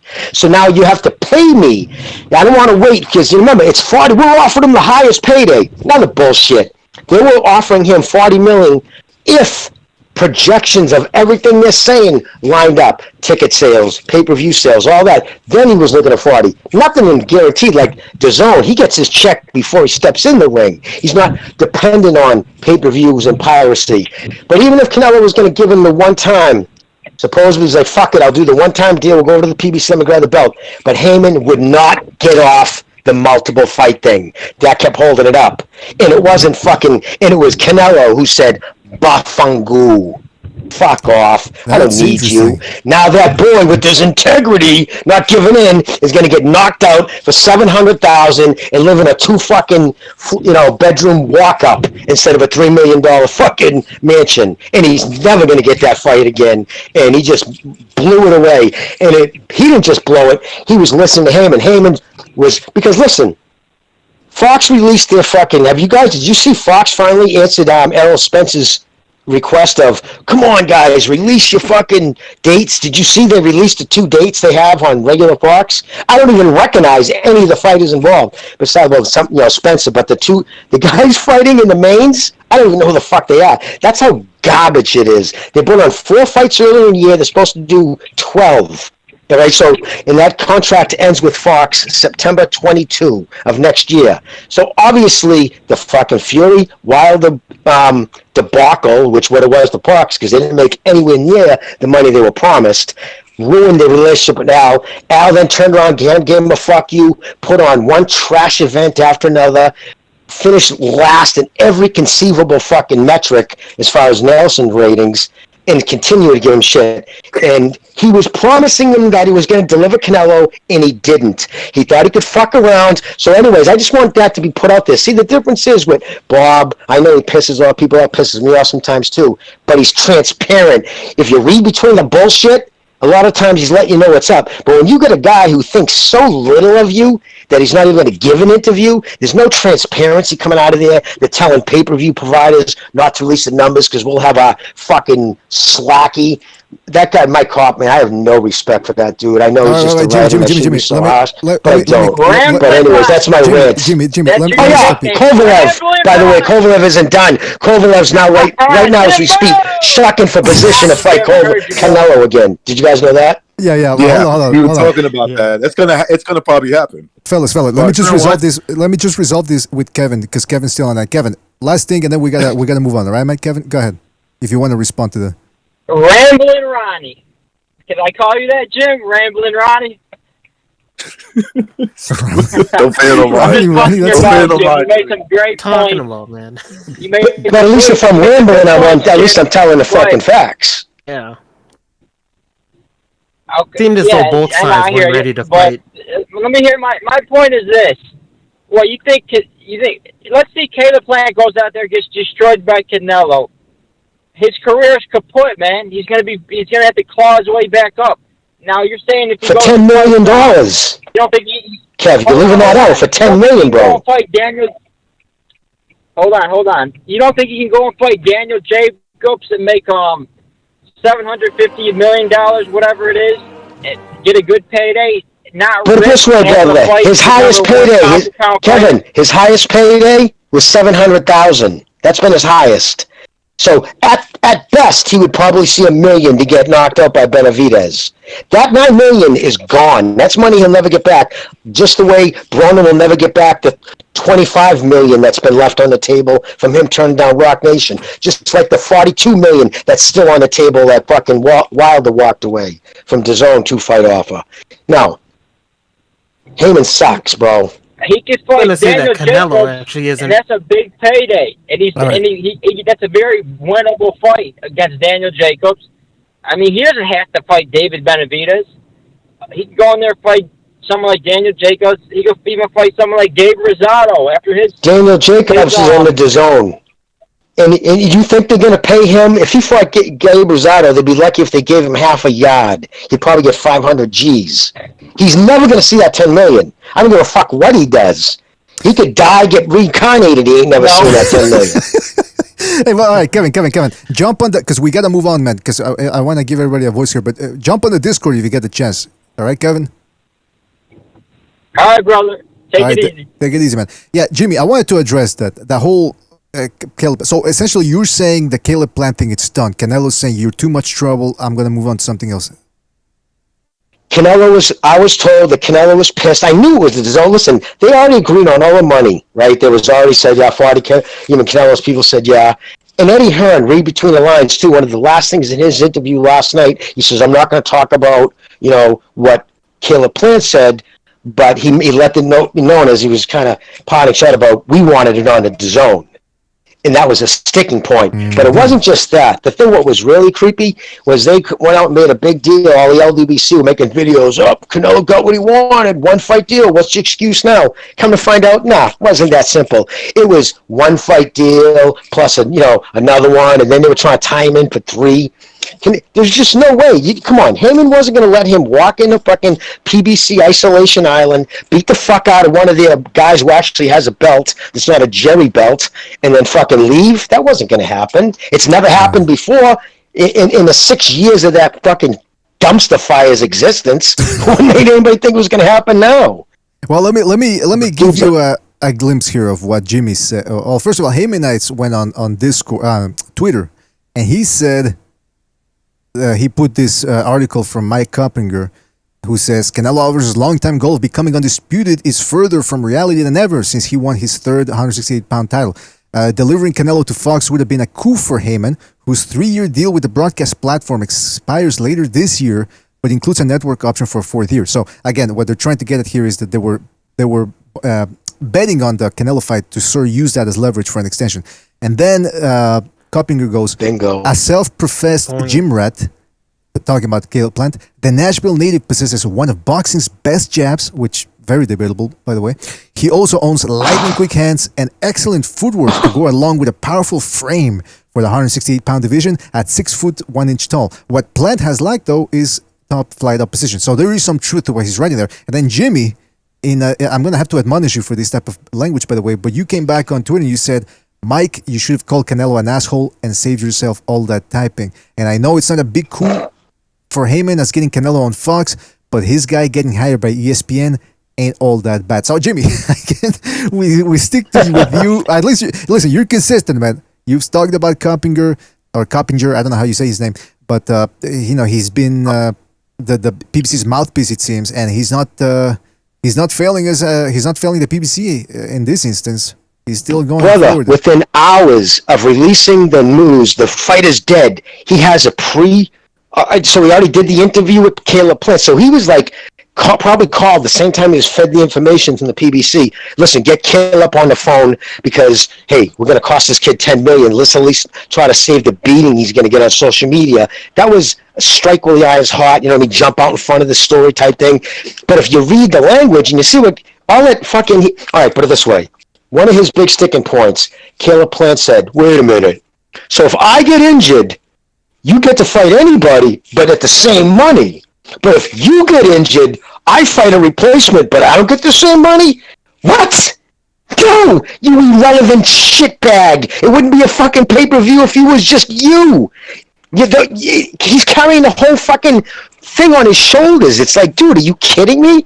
So if you see the things he's complaining about, it's asinine. He's just making noise to try to cover the fact that he's under the bus with Heyman. There's nothing he can do. People keep saying, well, why doesn't he just leave and go fight on his own? He can't. He's contractual held to the PBC. He can't even talk to Canelo's people without fucking Heyman's written permission. Never mind, go fight on his own. One thing I was gonna say, I don't agree with all the things you say, Jimmy, but you're looking at Canelo in his current form right now. It doesn't look like he's ready to even fight a premium physical level, especially for a month and a half from now. He's been playing golf all summer. He got married. He's doing all these things. You're not seeing any videos of him training. He's looking deflated. It looks like both sides don't even want to fight right now. Well, Canelo's in a different whole world level talent, better than Canelo-Plant. Canelo-Plant, I just don't rate him high at all. But Canelo's already fought 3 times. Whether Yogram was garbage or whatever, but he's still going through the fucking motions, going through the training camps. You know what I mean? Canelo-Plant just went fucking the distance with Caleb Truax. You know what I mean? Just wrap your head around that. Think what Canelo, when 30 seconds, would do to Caleb Truax. It's just, he's right now at his physical prime, and Caleb, he just missed out on a big payday. I honestly feel bad for him, but when you sign with Al Heyman, he's got you by the short and curlies. I've been saying that since the first day fucking people spread around the contract, and I saw it. It's brutal. The fucking war and peace. It's an inch thick. That shit hurts. Oh yeah, absolutely, man. And I have to pay good money for the good type of hurt. But anyway, the point is, Jimmy, you made some excellent points, man, because you really cleared the air here. Because I was thinking, look, maybe like, I was with Kevin a little bit when he said, "Hey, good for Canelo-Plant telling Canelo to stick where the sun don't shine with his demands." But then you brought in that different point of view, and I'm thinking, yeah, look, listen, you have to assume that Al Haymon is frothing at the mouth, trying his darnest to get Canelo to jump over to the PBC. He's hinging the continuation of the PBC. Bets on it. He's got no platform, brother. Showtime's not giving him anything for the rest of the year. Fox finally released their fucking big lineup. It's 2 fights with nobody heard of. Obviously, they needed something, okay? He's got no platform. He's got a bunch of fighters sitting around, and he was going to deliver Canelo. But Fox wanted him, or obviously would have wanted him for more than one, and so did Haymon. Because, listen, it was very important. They both said they were fine with the money. Canelo $40 million, yep, fine. They all said that was agreed upon. So what else would have held it back? And we're talking about Canelo. That guy, I mean, let's be honest. Everybody says, oh, but he demands. Are you kidding me? Billy Joe Saunders demanded a ring size that Canelo's never fought in his whole life, 22 feet rather. And fucking he says, yep, whatever, do it. Fucking Triple G in the second fight, contractually obligated to certain money, and he says, no, I want more. What did Canelo do? Gave in and did it. Canelo has always given in to make the fight happen. And this is the first fight I know of in his history that fell apart. And what's the one common denominator? I could go on for another 10 minutes of all the fights that were going to happen that fell apart when Haymon's involved. Just being pro-bias against, being pro-bias and siding with the Irish. Well, wait a minute. I think Jimmy's half-half. I think he's like in Goodfellas. He's half Irish, half Italian. But the point is, it wouldn't make me because of my fucking mother's damn blood. Oh, jeez. I wanted to bring this up too. Like, Fights got made up the good point. I didn't know about this that Canelo doesn't look in shape. Then again, with the supplements he's got, he could probably get in shape in record time than other people. But that being said, I was listening to the 3 knockdown rule with Steve Kim and Mario Lopez, and Steve Kim said that he's hearing rumblings that maybe Canelo's next fight would happen later on in September or even October, which I think is good news, because I was thinking, man, maybe they're trying to rush negotiations to get to that coveted September date near or in the Mexican Independence Day. I think they need to let that go, man. The whole fighting on Independence Day weekend, blah, blah, blah. Just make it when it's more convenient, man, because right now we're already coming into the month of August. So that would leave 1 month and 2 weeks for these guys to train. I mean, I want to. Canelo's been doing it, right? Hasn't Canelo been doing it that way the last couple of fights? Mm-hmm. Where like he gives like these guys like last minute. Maybe Billy Joe Saunders wasn't the case. I think Billy Joe trained for like 2 or 3 months, something like that. I forget. But I think that was Callum Smith. I think you're referring to Callum Smith. Yeah. Yeah, excuse me, Callum Smith. Yeah, he had like what, 3 weeks, 4 weeks, something the most. Like that, yeah. Yeah. So he's been doing it like that. I think maybe what Fight Scout said. I don't, because there's a lot of videos of him playing golf with like NBA players and doing like some little sparring sessions with them. He's not hitting them. One of these basketball players. He doesn't look in good shape. Yeah. He doesn't look like he's in. Oh, put it this way: he doesn't look like he's in the fighting shape that he's used to being in. Yeah, and people keep saying, "Well, Canelo-Plant, he's a little bit like Billy Joe Saunders." We already seen that Canelo can handle these type of guys at this point in his career, but that's Canelo will beat him. I think Canelo will beat him, but go ahead. But that's contingent upon Canelo being in shape, right? And if you're not in shape and you're fighting a quick-handed fighter, it could be trouble. Mentally, like in other words, when you feel like you got every tool possible to win the fight, and let's say he goes in there and he's like, oh, I rushed this training, and he's mentally not sure like he is going into other fights. So maybe he's trying to push the fight a little bit further back. We'll see. Yeah, this whole thing with Canelo. I think he's supposed to fight. Isn't he going to fight anyways? But Kovalev, isn't that funny? Kovalev saying that you got me when I wasn't ready. So does anybody heard? Did they arrest the guys who put the gun to Kovalev's head yet? Did they find out who that was? Who made him sign the contract? Listen, I just hate when they pull that bullshit. I wouldn't be surprised if he fights Kovalev next. I'm being honest with you. It's like it's right there. It's like what it's September. Let's say if he wants to keep the September 18th date, I will not be shocked if he fights Kovalev. Kovalev wants to prove he didn't take a dive by beating Canelo in a rematch. That's weird, isn't it? Right. So he's trying to like prove himself. Like, you know, oh look, I had short time or whatever he said, and give me some more time and I'll fight. Well, I didn't take a dive. I didn't take a dive. I didn't take a dive. So watch me beat him in the rematch. It's like very contradictory. Like, right? So watch me. You're gonna have the same timeline if that fight was to happen. You're gonna have the same, and you haven't had a fight since you lost to him. Like, how is that a good fight? Yeah, that's the thing, though. He was supposed to fight again on the zone, and that never happened. So look, listen. Against the guy, the bully, right? He was supposed to fight this dude who just got knocked out by. He's looking for walk-away money, dude. You know that. Oh yeah. He's not. It's all right. He's just looking to walk away to the smoke with another payday. That's all. He's not serious about like going in there and winning the fight. It's a joke, bro. It's a joke. Yeah, that's the way he framed it, though, acting like he was forced to take that fight. You got me when I wasn't ready. Fuck out of here. I will say this about Kovalev: when he was, it's amazing all that he was able to accomplish while essentially being an alcoholic, because that seems to be the story with him in the last 2 or 3 years. That's what they say. I don't know. That's what they say. Really, I don't know if he's really an alcoholic or not. Right, you know, right. But what I'm saying is, what I'm saying is, from what I was told, he was drank real quick. But I heard he drank like a half a bottle of vodka, like in 20 minutes at a party. Something like he was just guzzling it. Usually, someone who is a casual drinker can't drink. They said he wasn't even legless. Like he was, you could tell he was buzzed, but he wasn't wrecked. If I drank a half a bottle of vodka, I'd be in a coma. Oh, you're a lightweight, Jimmy. You're a lightweight. That's why.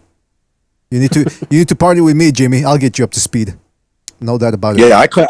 He said it earlier. He's not a true Irishman, right? Oh, until he put out the fucking party favors, son. Now let's see who hangs. That's true. But yeah, listen. That's your Italian genes giving in. Kovalev is a very good fighter, and I understand why people were picking him to beat Canelo, because at his peak, Kovalev was might have been the best fighter in the world. But it's just, you know, it is quite evident that there was something missing with him. Abel Sanchez identified it years before Kovalev appeared on the scene on HBO. He said there was something wrong with him. He didn't have a certain mental intangible, and that's what ended up costing him in most of his major fights. So, well, he's mixing that world, right? BDI, I'm sorry to cut you off, like that underground world, right? I don't know, man, but that's. Well, I mean, he did work for them, right? He did work for. Well, Abel holds group things, dude. Like what it is like if you go for a run, all his guys go for a run. They all train. They do a lot of that shit. Where Kovalev didn't like that at all. Kovalev basically didn't like the atmosphere. Didn't like that they were being pushed as hard as he is. Yeah, everybody said the same thing. His own trainer said he was lazy. He's got the alcoholic frame, the scrawny legs and shit too. I wouldn't doubt it. I mean. When I saw the way the body work, there was shot to the nuts. But when Ward can fucking hurt you the way he did, something was wrong. That's why I picked Canelo to beat him by the 10th round. I haven't called a round on that one. That was a lucky one. Yeah, man, that was a weird thing, and it seemed to have. Kovalev did bounce back though. I mean, that Alvarez rematch, he looked good. Well, he gassed out a little bit in the middle rounds, but then he had a second win. And of course, the Yardy fight really just brutalized poor Yardy. But then against Kovalev, we'll have to revisit that Canelo fight one of these days. But it's right now. It's not the episode to do that because it's just we're gonna be here all night. One thing I did want to bring up is when we're talking about these different types of subjects. Okay, so enough with the Canelo-Plant Canelo thing. I wanted to ask you something. Well, actually, okay, one last thing about Canelo-Plant Canelo. Then they're talking about him versus Bivol. Which fight would you be more interested for Canelo? Bivol, Triple G3, Benavides? Although with the whole PBC thing, I doubt it happens. What are you looking forward to from Canelo?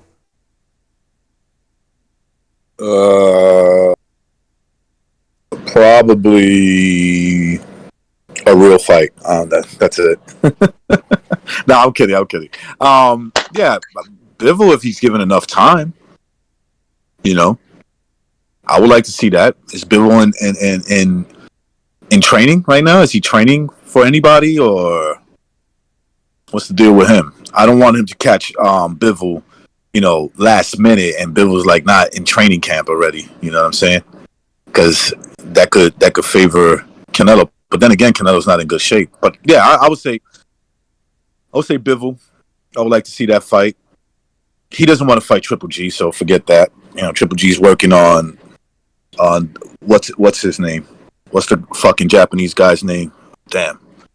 You know what I'm talking about, right? Murata. It's Murata, but Triple G's not a replacement guy, Yeah. You're not going to do that to him, so that won't work out. You're going to have to give him time for that.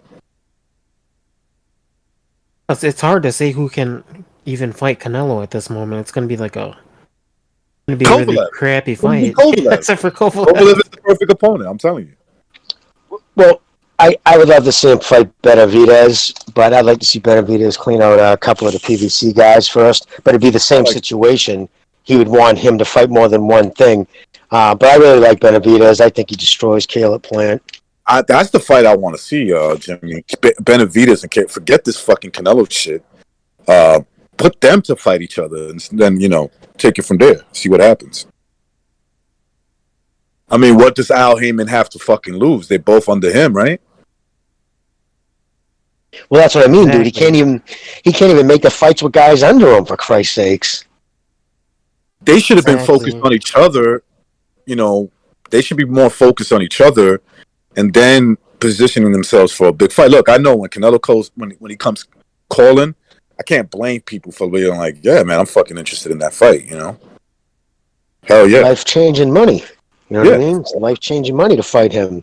And so there's nothing intelligent that Caleb can say that would justify him leaving that kind of payday. And the fact that the money was already agreed upon, seriously, think about it, doesn't have to be explained. What else could it have been other than the platform? Who was showing it?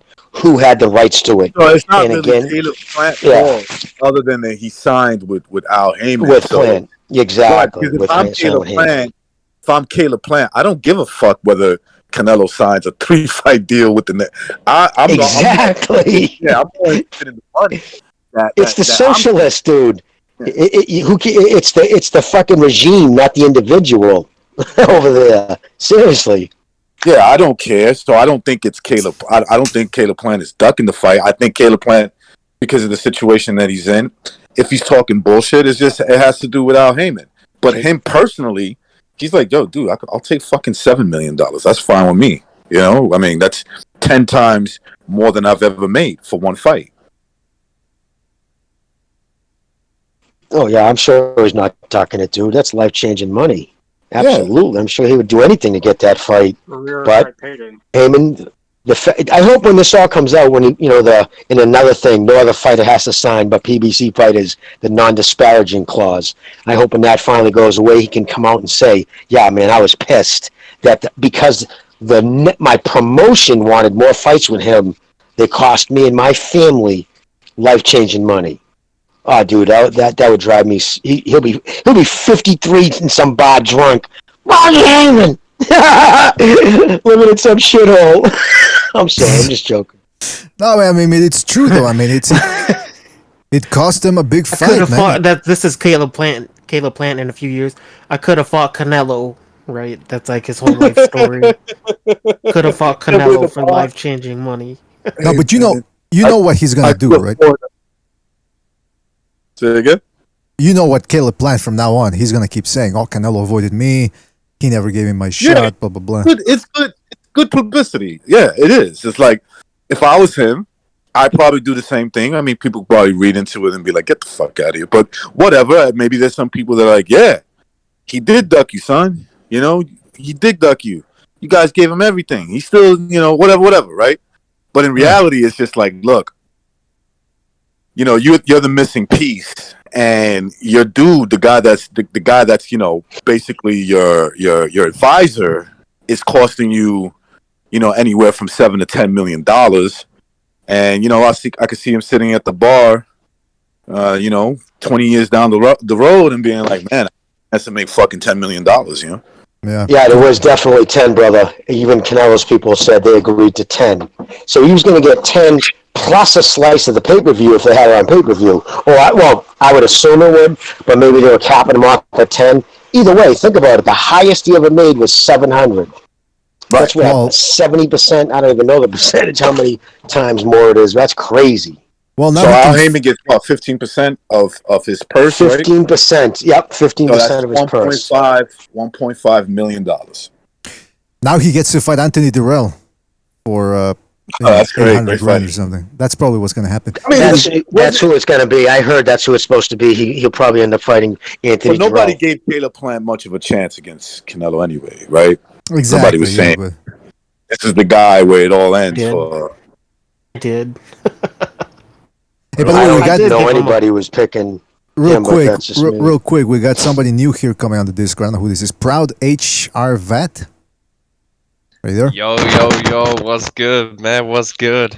Oh, dog. What's with the Proud HR Vet? Dog, what's up, dude? What's up? It's Proud Hrvat, which is Croat in Croatia. Oh, come on, would you stop it? Please, listen, nobody believes that you're part Croatian, man. Come on, stop it. Just say you're New Zealand, if you're from New Zealand, and that's it. Be proud of that. And that's the good thing, man. You don't have to believe it. But look, like Bo Harvard from the hockey, right? Same type and last name, huh? Yeah, he probably is Croatian because Hrvat. Yeah, no, he is Croatian. He is definitely Croatian. That's There's a lot the of most Croatians popular in the last NHL. name, actually. But yeah, this whole Caleb-Plant thing, man. To be honest, Caleb-Plant, I have mixed feelings on it. On one side, it's good that he's not caving into all these stipulations that make for a lackluster fight. But on the other hand, maybe where's the old school mentality of, okay, you know what, fuck it. I'm going to take the short end of the stick, but I'm going to beat you anyway. I'll go up against all odds and beat you anyway. That's a great point, man. But the money was all there. So do you know what I mean? Like the money. So again, it's literally Heyman wanting Canelo, and Canelo wasn't. There's no way. I mean, everybody said it from the beginning. Everybody knew he wasn't going to let the PBC dictate how many times he had to fight there. You're not going to do that to him. Yeah, and by the way, can we listen? We've got the Pacquiao Spence fight pay-per-view, Wilder Fury 3. That's supposed to be a pay-per-view. We just had Barrios versus Davis pay-per-view. How many pay-per-views do these people want from the PBC? What happened to free TV? That was free boxing for all. Hashtag free boxing for all was their fucking hashtag when the PBC first came out. Yeah, come on, guys. You got to be grateful. I mean, didn't we get Andre Durrell versus that other guy? That was on free TV, right? I mean, you guys just need to be grateful. I mean, what I mean, who else is putting on great fights like Durrell and his opponent? That's a good point. That's a good point. Yeah, the BBC putting it all on the line. On a serious note, yeah, this is the problem I have with the PBC. You look at Top Rank. Top Rank put great fights on regular ESPN. Like, I mean, we had Berchelt Valdez, Loma versus Lopez, and we had Taylor versus Ramirez. 3 great fights that, to be honest, I would have paid money to see, and they were all on regular ESPN. Yeah, those are fights that I could see where people would be interested and say, I'll come out of pocket to watch that fight. Recognize, I just posted the Fox... they released their schedule. Do you recognize any of those names, those 2 fights? Do you know those guys? I mean, I heard them, but I mean, those are the headliners, dude. Tell me the relationship's healthy. Yeah, I mean, I don't know who they are. Yeah, what is this? Coffee? First of all, Coffee versus Rice. That sounds like a fucking restaurant there. Oh, Crowley versus Maestre. Stanionis versus Colasso. And Colasso's still fighting?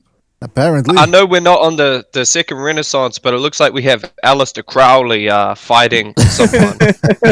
Actually, And did you know on the Fury pay-per-view, Fury Wilder pay-per-view, do you know who he's bringing back for that, supposedly?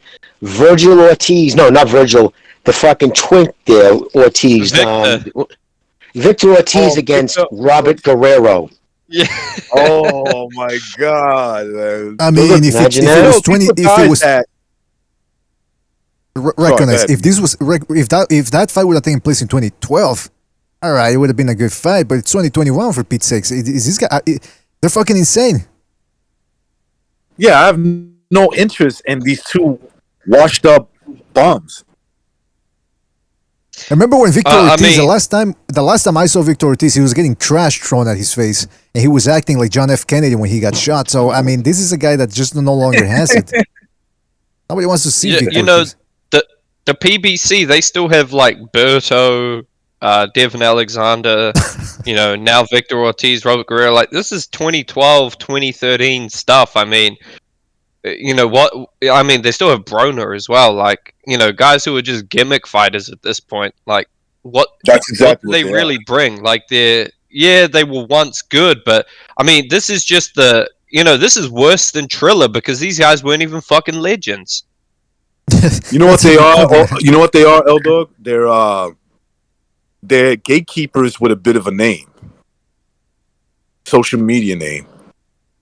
Yeah, but I mean, mean, and you can always market them as former world champ, right, world like champ. Especially Adrian Broner, you could market him as a former 4-time 4-weight division champ, right? You know that's what they're gonna do. That's true. When they do the PBC press conference, the guy that hosts it, the guy that looks like a peanut, he's gonna go, Devin the Alexander. guy who went 12 rounds with Manny Pacquiao. Exactly, yeah. Victor Ortiz, the guy who beat Andrew Burton, one of the best fights of 2011. It's like, really, man? 10 years ago? Fuck, man, that's insane. And by the way, when people say about David Benavidez and all these fighters, you notice they're fighting once a year against subpar opposition because there's no dates.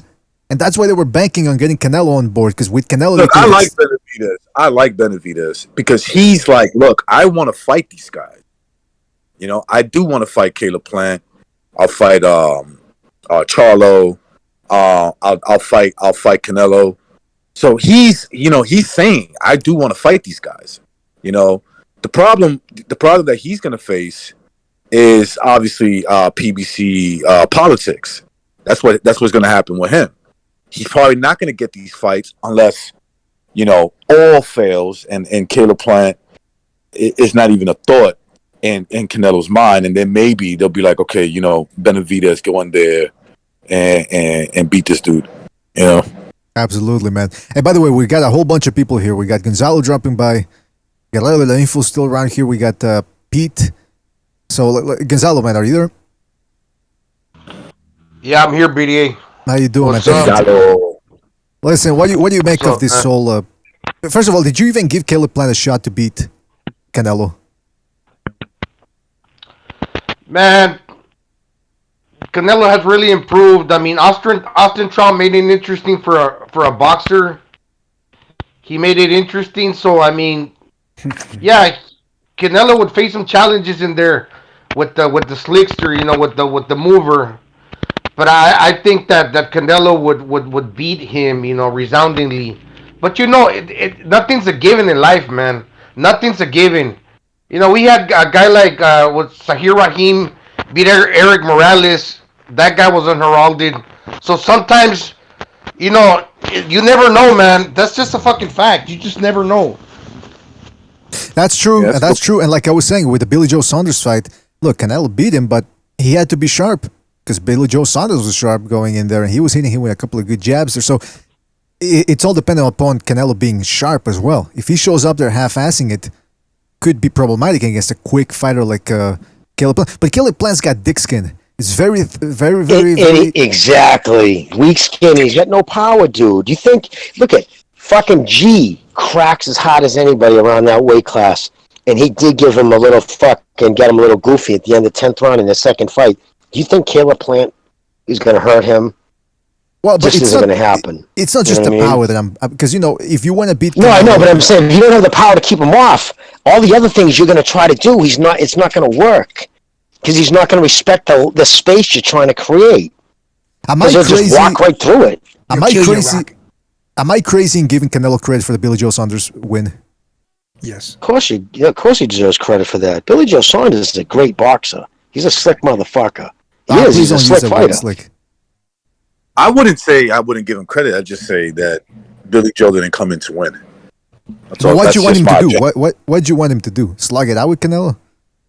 No, he just didn't come to win. Like, the guy was talking about, like, I didn't like the way he approached this whole thing. He approached it like a guy who was just coming in for the payday. That's all. Had he been like, I'm gonna fuck Canelo up, and be like, yo, they made a mistake, and he played the part, and going there and try to give himself a decent showing of himself. Yeah, I would say that he it's credit to him, and if he was more active, this was a guy who was like very inactive, trying to go in there against the golden boy of this era. Remember, he said, "I don't give a fuck if I lose both my eyes. I'm not going to quit." Right, that too. There you go. So he says, so he gets a black eye, and the motherfucker's like, "Yo, he broke my face." But I want to get to that because people say he started winning a couple rounds. The problem with that, I mean, if you could call it a problem, but Canelo got them small ass gloves. Them small ass gloves got no padding, man. When have you ever seen a broken bone like that? That's what I'm trying to say, man. Like look, one shot, boom, crack. I wouldn't mind him wearing that. If I'm Triple G, I'd be like, I want to wear those same gloves, and then look Canelo dead in his fucking eyes and be like, "Are you down with that? You down with me wearing those things?" I'm pretty sure that's like a regulation that commissions have. If you want to wear like the same gloves as your opponent, you can. Like no matter what. That's all I would do. I'll be like, unless you're Floyd Mayweather. Unless you're Floyd. If I'm a puncher, like Triple G wearing those gloves. Yeah, that's what I'm saying. If I'm a puncher like Triple G, I told Canelo. Didn't he use Reeves though? Didn't she use Reeves? I think he used the horsehair Reeves. He is Grant. 90 seconds. Grant makes a horsehair too. It makes the combination one. I think Canelo wanted to wear those gloves that everybody's talking about against Golovkin, and Golovkin's team was like, "Get the fuck out of here." I mean, just imagine if Canelo does fight Beterbiev and Beterbiev requests to wear those gloves. I mean, fucking hell. Exactly. But when you request it, you look Canelo dead in his fucking eyes and say, "I want to wear those too, brother. You okay with that?" Doesn't 175, don't the gloves go up again another ounce or two? Is it light heavyweight they go up again? I know there's a couple of times they go from 8 to 10. Well, they used to 8, 10, 12. 160, don't quote me on this because I'm going way back from what I remember, right? It's like, I think 160 is when you start wearing 10 ounce gloves. I could be wrong. Yep. No, I believe it is to jump after welterweight. Well, it wasn't 154 before. That's new. The when we're talking about the gloves, because people are mentioning that in the chat about how there was a video of somebody reviewing those boxing live gloves, and they looked like it looked like there was toilet paper in there. It looked like there was no padding. But you got to remember, the way they do it, the commissions, I believe, it's that it's not about the distribution of the padding. It's just how much they weigh. So all boxing gloves have to weigh the same. But these guys get to decide, the manufacturers decide how they spread the padding.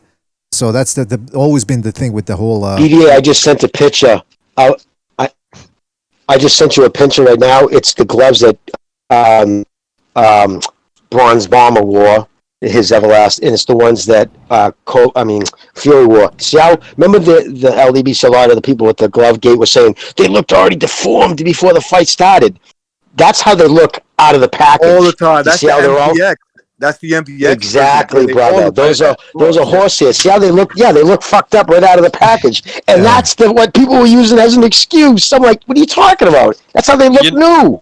You know what some of these jokers would do, man? They'd get like 16 or 18 ounce like foam padding gloves at like Velcro ones, and they'd be like, look, a glove can't bend like that. It's like, dude, first of all, that's twice the weight. There's a completely different like design and style of glove. Like, if you want to actually do a comparison, why don't you spend the money and buy the same brand of glove, exact same weight and style. Like, I had a look, the Paffin gloves, I believe they have like a horsehair one And yeah, it looks like that, man. But none of these clowns actually went out of their way to buy the exact same gloves, because God forbid they expose themselves. And there is a big difference getting hit from them. Actually, some of them did. Oh, dog, I'm sure you saw the videos when they were trying to like demonstrate the palm punch. They did it, and somebody asked them, "Hey, stop tapping it. Why don't you hit it with full might, the heavy bag?" And the guy wouldn't do it. He wouldn't do it because it break his fucking hand. Break your fucking hand. It doesn't serve. And it wouldn't even hurt, man. Like I'm telling you, if someone hit me like that. I mean, just look at how you'd have to hit someone. You'd have to like slap them. You can't generate full force when you slap. A punch is an explosive kind of motion that goes forward, not sideways. Almost like I don't know. Your ring finger and your middle finger is your sweet spot on your knuckles. Those two knuckles. That's the sweet spot. Exactly. There's no benefit in doing what they claimed. Like you guys are saying, you'd hurt your hand. Like every fighter, like. They all look at it and go, why? Why would he, like... Actually, he did a real good thing, was that kid out from Vegas. He was with Floyd. He's on Twitter a lot. There you go, brother. Thank you, old dog. Yes, he did a good... He's like, this makes no sense. There's nothing... There's no benefit from it, is my point. So listen, these people have never fought. If they realized by the 7th or 8th round, that glove, especially horsehair, all the fucking... It's been patted down. By the last few rounds, it's pretty much just the leather over wrapped knuckles. There's nothing you can do that's gonna hurt somebody more than hitting them with wrapped, fucking leather wrapped hands. Exactly. That's why they made those gloves the way they did. They didn't make them so you can fucking put your bald fist in the palm section, because when you start swinging, first of all, there's only one way you can swing, and that's hooks. And that's like a slap. Exactly. You're going to break your fucking middle finger. You're going to break those fingers when you're doing that. He's got fucking dinner plates for hands. And then you feel the wrap and the gauze around them things too. Look, we've been over this. Sorry to interrupt, but we've been over this ad nauseum. The whole thing. It's ridiculous. That's why I feel bad that they didn't even... It would have been nice to have had the fight this past Saturday so that we could have finally put this whole thing to rest. But no, we got an extension of craziness. It's never going to end until Wilder knocks Fury out. If he won this fight, it would be... Oh, well, the system is just rigged against the brother. It's rigged against the brother. Like, there'd always be some excuse. It wasn't rigged against the other brother, Charlo, huh? Oh, wait a minute. You're making too much they're sense, starting to say that it was rigged against Jamal Charlo. Right, the guy who barely... the guy who landed the punch in the fight. Just yesterday, I heard some guy say, bringing up the Black Murderers Row, saying that only specific people can unify, and that they robbed Charlo of having a undisputed fight. And it's no coincidence that Josh Taylor's undisputed. Like, people, I don't know what it is, man. People are getting really ridiculous. That defeats their purpose, because the last couple of undisputed fighters, one of them was black. That's right. Yeah, right.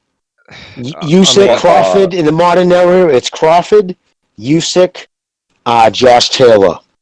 It would have been Teofimo Lopez if they didn't make up that stupid franchise belt, but I still kind of hold him as undisputed.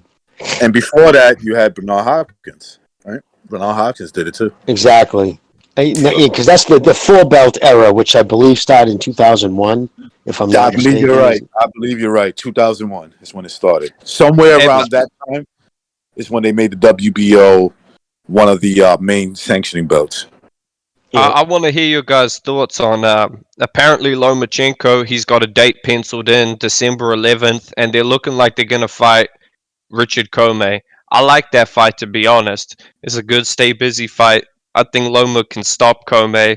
I don't think he's going to do what Tio did, but I think he can just outbox him, break him down, and stop him. I believe, yeah. I hope they pay him well. Somebody called in. Haitian sensation, right? I think it was him or somebody. No. Some other dude called in, L Dog. And he was saying, I don't believe it was Haitian sensation. It was somebody else. All right, but wait, what is it? Oh, okay. So yeah, what he said was that he doesn't like this fight. He sounded kind of fruity, that guy, though. He sounded a little like a little fruity. Well, maybe I don't know, but what the fuck is that all about? Yeah, anyway. He got a fruit radar. He got a fruit radar. You can tell by the tone of their voices and shit. But anyway, yeah. So he doesn't like this fight, and then Fight Scout brought up a good point. So okay, so supposedly the Kambosos Lopez fight is gonna happen in Australia, New Zealand, wherever the fuck he's from, right? Because there's a bigger fight there. Supposedly, that's what I'm hearing, that he's gonna take that fight over there. In the case that he takes that fight, wins, and he's like, "Well, I'm not fighting Lomachenko next." Fight Scout brought up, well, he's probably just trying to trap Lopez to either fight him or give up one of the belts by fighting somebody like Comey. That's a good point. Because Loma is pretty highly ranked, and I assume after Comey, I mean, being a former champion, coming off a win, he's probably highly ranked as well. You know, Bob can, slide some money under the table, manipulate things.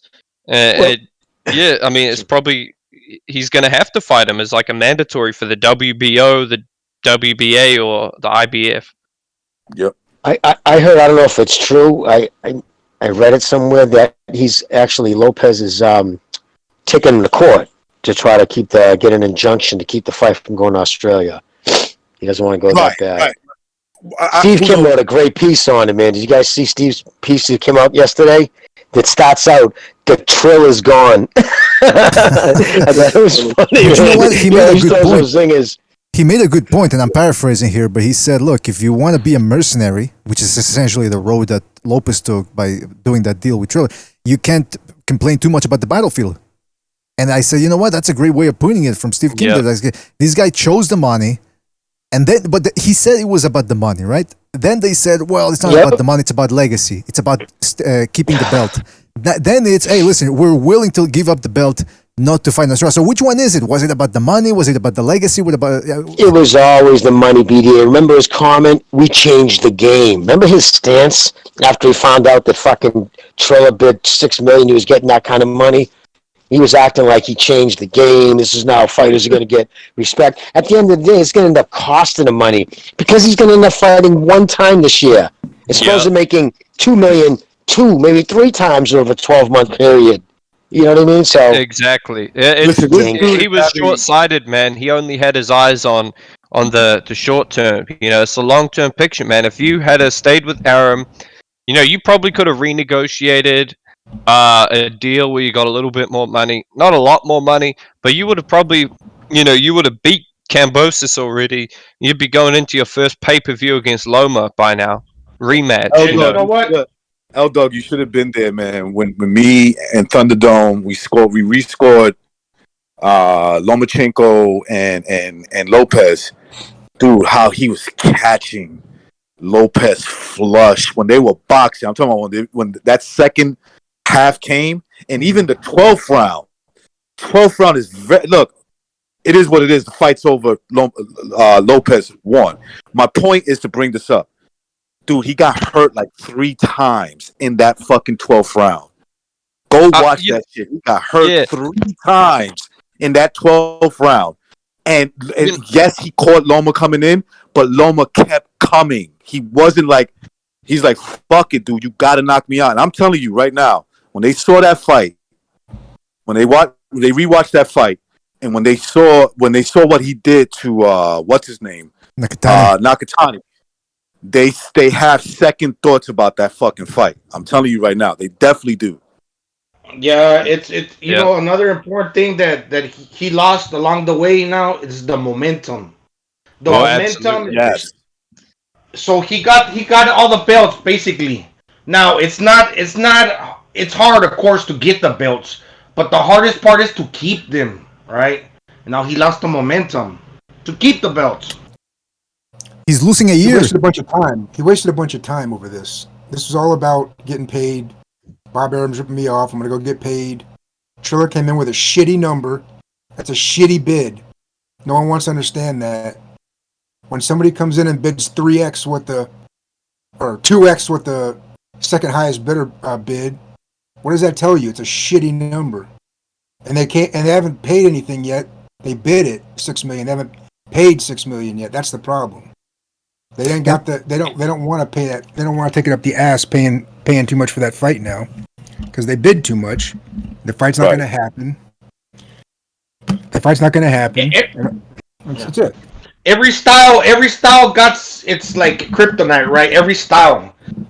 Teofimo Lopez style is not to throw a lot of punches, but the punches that he throws is to throw them harder, make them count. So if he got an off night where he's missing a lot because he's a counter puncher, it is not throwing a lot because his concept is I throw, but I make them count. But if he misses and he has an off night, man, there goes his momentum. There goes his recognize his iron sharpening iron. That goes away. Absolutely. And listen, I got this from Lomachenko Jimmy. came You're straight right. forward on a straight line in that 12th round. Like that's what Matrix is saying, that he came straight ahead in a straight line. No footwork, no angles. He needed the knockout. He lost the fight, don't get me wrong. But what the notable thing is that Teofimo dug his heels in and he landed every shot that he could throw. He couldn't miss Lomachenko in the 12th round. And Lomachenko still came forward. That's a problem for him. And hurt him. Yeah, Second hurt time. him. You know what? I hear this this narrative that Loma was out on his feet, and the only reason he went to business was because he initiated some headbutt. I've watched that round about 3 times, and I've watched enough boxing to know the little signs when people are hurt. And dude, I just can't see it. I mean, he caught him with a good shot, and you could see that, but you know, sometimes you get hit with a good shot. Look, you know, you can almost appreciate when you get hit with a good shot. Like, damn, that's a good shot. I can't get hit with too many more of those. That's not really when you're hurt. That's kind of just when you got caught with a good shot. Being hurt is when you don't even recognize it, and you're out on your feet, and you're like, you know, your legs are just gone from underneath you. Like, yeah, I there's a didn't see difference it, between man. being stunned and see him buckled. hurt. He got stunned, but he didn't get buckled. Yeah, Exactly. He lost the first People fight. say He's he not was wrong with it. hurt. Like, they act like he was almost like Castano against Charlo. No, like, not even close. L-Dog, let me ask you this. Why do you think people resort to making those type of fantastical claims about how, Lomachenko got whooped, he was almost taken out? Why do you think people are making up these stories about a guy who you've never heard, as far as I'm concerned, or as far as I know, rather, any problems with Lomachenko regarding negotiations, regarding the size of the ring, regarding the location of the fight? I never hear about him being drunk and talking bad about his opponents or going after their wives and shit like that. Why do you think people make these fantastical scenarios about Lomachenko getting whooped when in fact he's what fans always want in a fighter, a guy who fights the best, doesn't complain, and doesn't make a big deal about the money? Why do you think people dislike Lomachenko?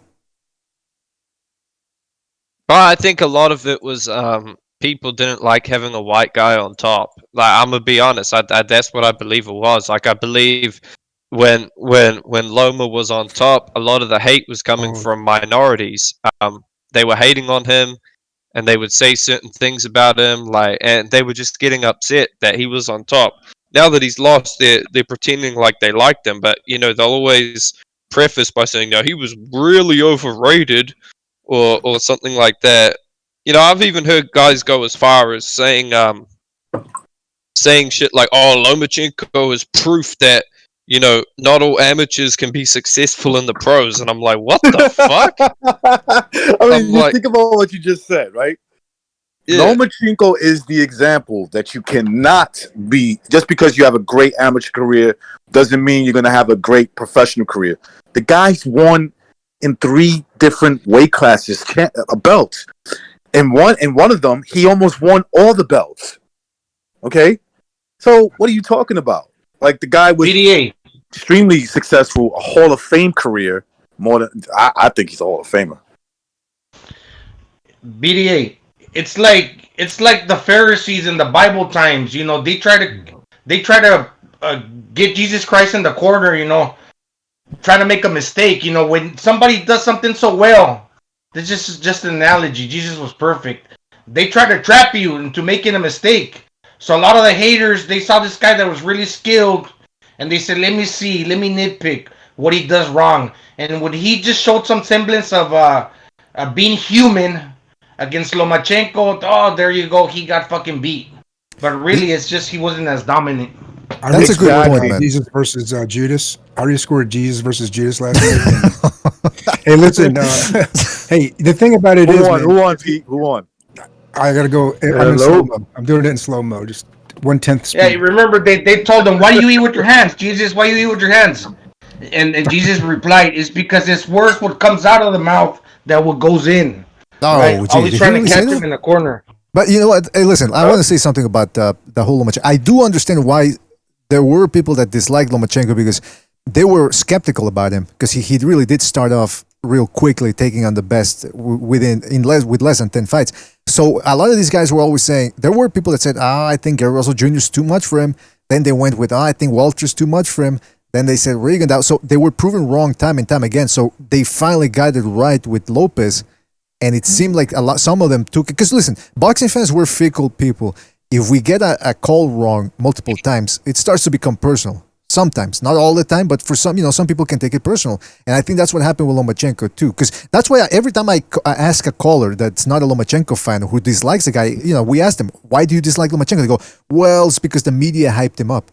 Okay, but again, how is that Lomachenko's problem? He's fighting the best. He's not making a big deal out of it. He's not asking for more money. He's not asking for a big ring, small ring, whatever. So I don't understand this psychology from boxing fans who always want the best fighting the best. And once they actually do so, well, all of a sudden, I really don't like the guy because he looks like a cop that arrested him. L-Dog hit it. L-Dog hit it right on the money. You want to know Right something in his first interesting? initial. That's exactly what it was. A lot of these people say, "Oh, I didn't like it how he was compared to Ali," but they have no problem when guys like Shakur Stevenson, Devin Haney, Terrence Crawford are compared to the greats. They had no problem with Shakur Stevenson. Ding, ding, ding, ding. Was Exactly. like just beat Joet Gonzalez was compared to him. They're like, "Oh, but Loma was compared to these guys." Like that's what promoters do, man. They compare the fighters to the greats. I mean, people were comparing fucking Anthony Joshua to Muhammad Ali. No one had not many people had a problem with it. I don't even understand by that. Who's comparing Loma to Ali anyway?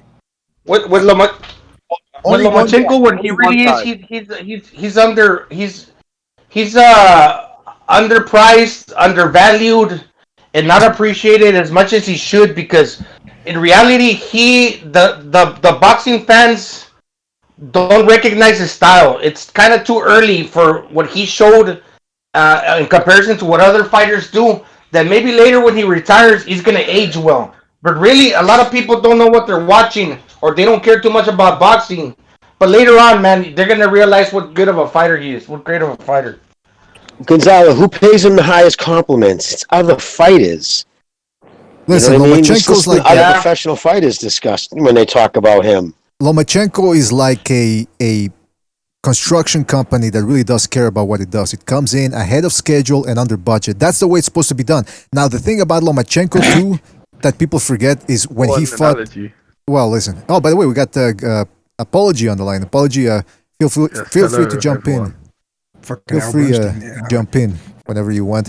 But I just want to say one thing too about the Lopez-Lomachenko fight. Now, I want to revisit this fight at one point down the line. When people say, well, it's because Teofimo Lopez took away his angles or took away his movement. Like, how do you take away a guy's movement or shut down his game if when he turns it on, he's snapping your head back for 5 rounds straight? Like, how's that a whipping? I don't get that. I think people... He might beat him again. Tio might beat him again. But let's have the fucking one at a fight. time, fellas. One at a time. Oh, my fault. It is your fault. Go ahead.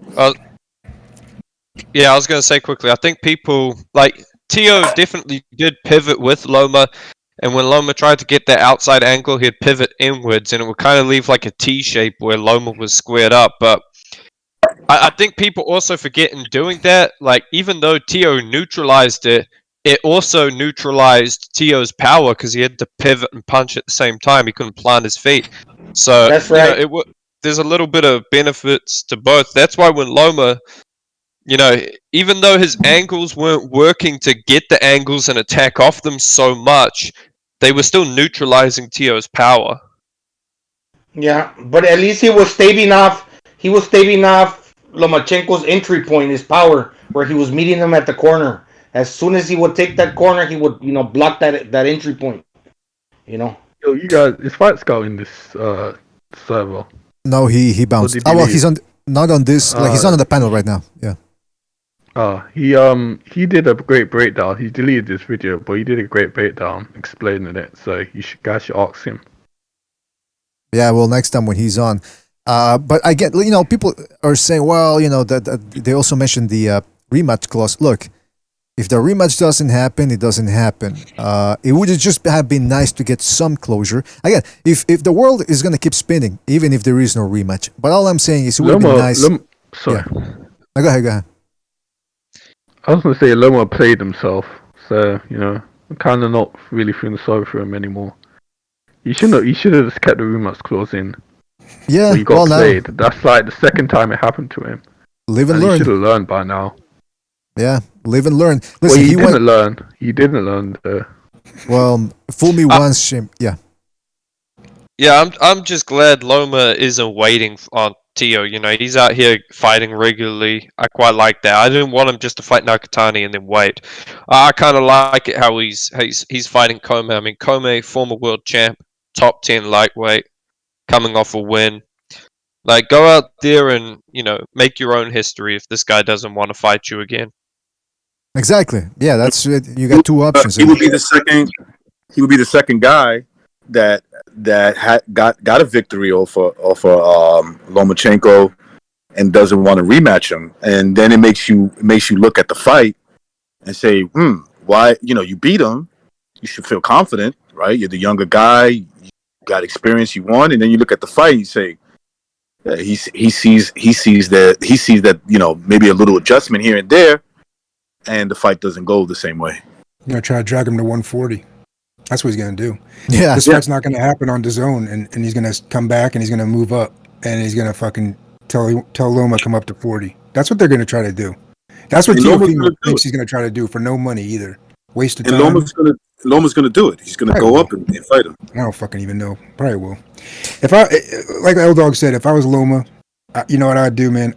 I'd just like to see him. I mean, he came off a shoulder surgery, but fuck it. Just play it like Triple G. Put me on the schedule 3 times a year. Just figure out my opponent. Whoever's available, is do it. And then when Tio's ready, it's not that he's ready. He's just fucking around over there with Triller. Anyway, whenever it comes, it comes. You can't chase the guy around. When is he fighting? Who knows? I mean, they said September. Now they're saying maybe October. I mean, it's a whole mess that he created. God. It's a mess he created. He should have just fought Lomachenko right off the bat, but no, he wanted to show Bob Arum, hey, I got some leverage too, motherfucker, and it turns out no. He wanted to cash in. Yeah, exactly. And by the way, instead of just taking the $2 million he would have made from Bob and just moved on. Nope. But the other thing is that the reason why I'm not confident in that.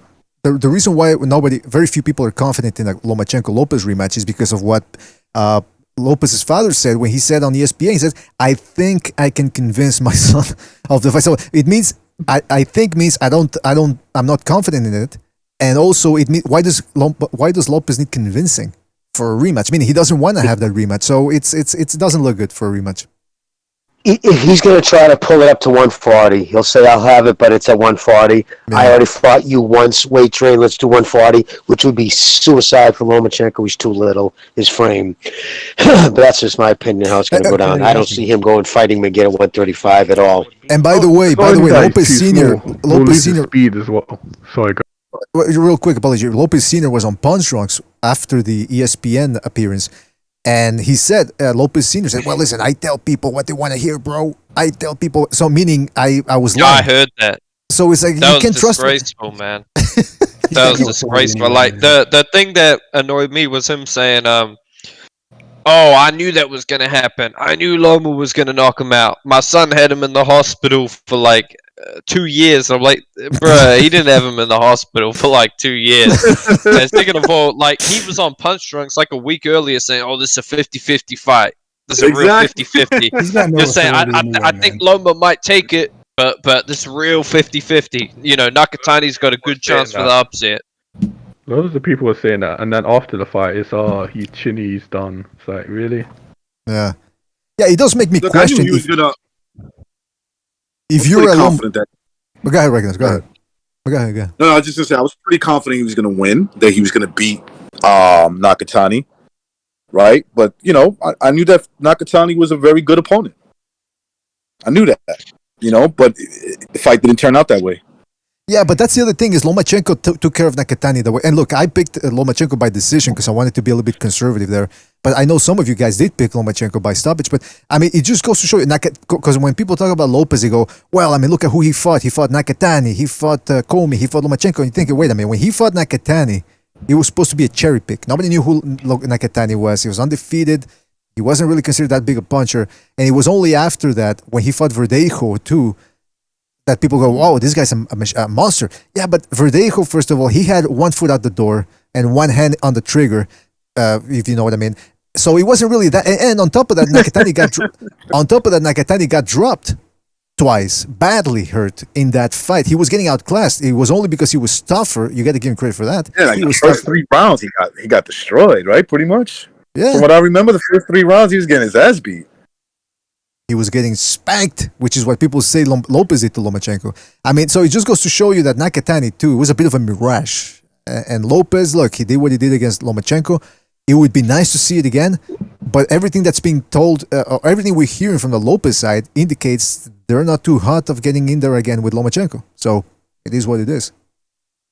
It is what it is, because that's exactly what it is. And the guy's only getting older, because he said a long time ago that he was busting at the seams. Now, okay, he said, yeah, I want to stay in the division, but the COVID got in the way, all these delays. He's getting older.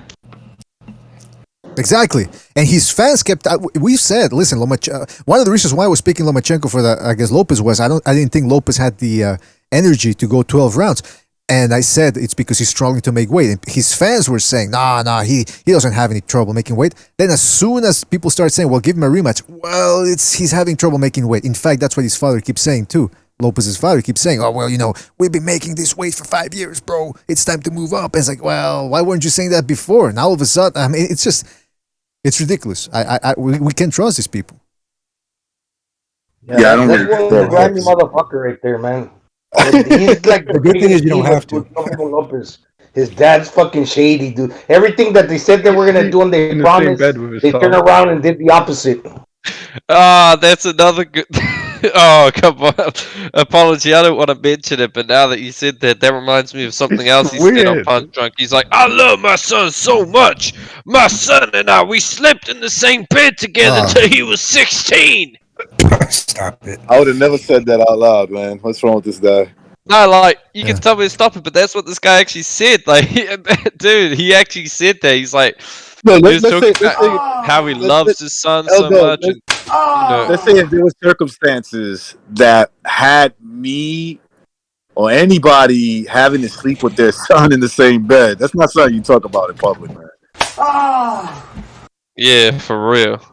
I mean, maybe your son doesn't want nobody to know that shit. Yeah, that's what I'm saying, man. He just gets sauced up and starts talking on that mic, and then with his aviator shades on from the ESPN broadcast. I mean, no wonder that Lopez Sr. had an issue with Tio getting married. I mean, he probably felt a bit jealous. Oh, come on. Remember all that family drama, right? Yeah, there's a lot of drama going on there. They didn't like her, right? They didn't like her? That was a cringe excuse for why he looked the way he did against Nakatani, man. They're like, oh, young love, and he's emotional, and it's like, come on, man. He was picking out the cars for the fucking reception. She bumps heads with the father. Yeah. Hey, but you know what? I don't know who's in charge of his business decisions, but he's gonna show Bob Arum who's boss. He's gonna take a phantom bid for $6 million. Fight's never gonna happen. He's maybe can make weight, maybe he can't, and then in the meantime he fucking gets married and has a kid. That's smart.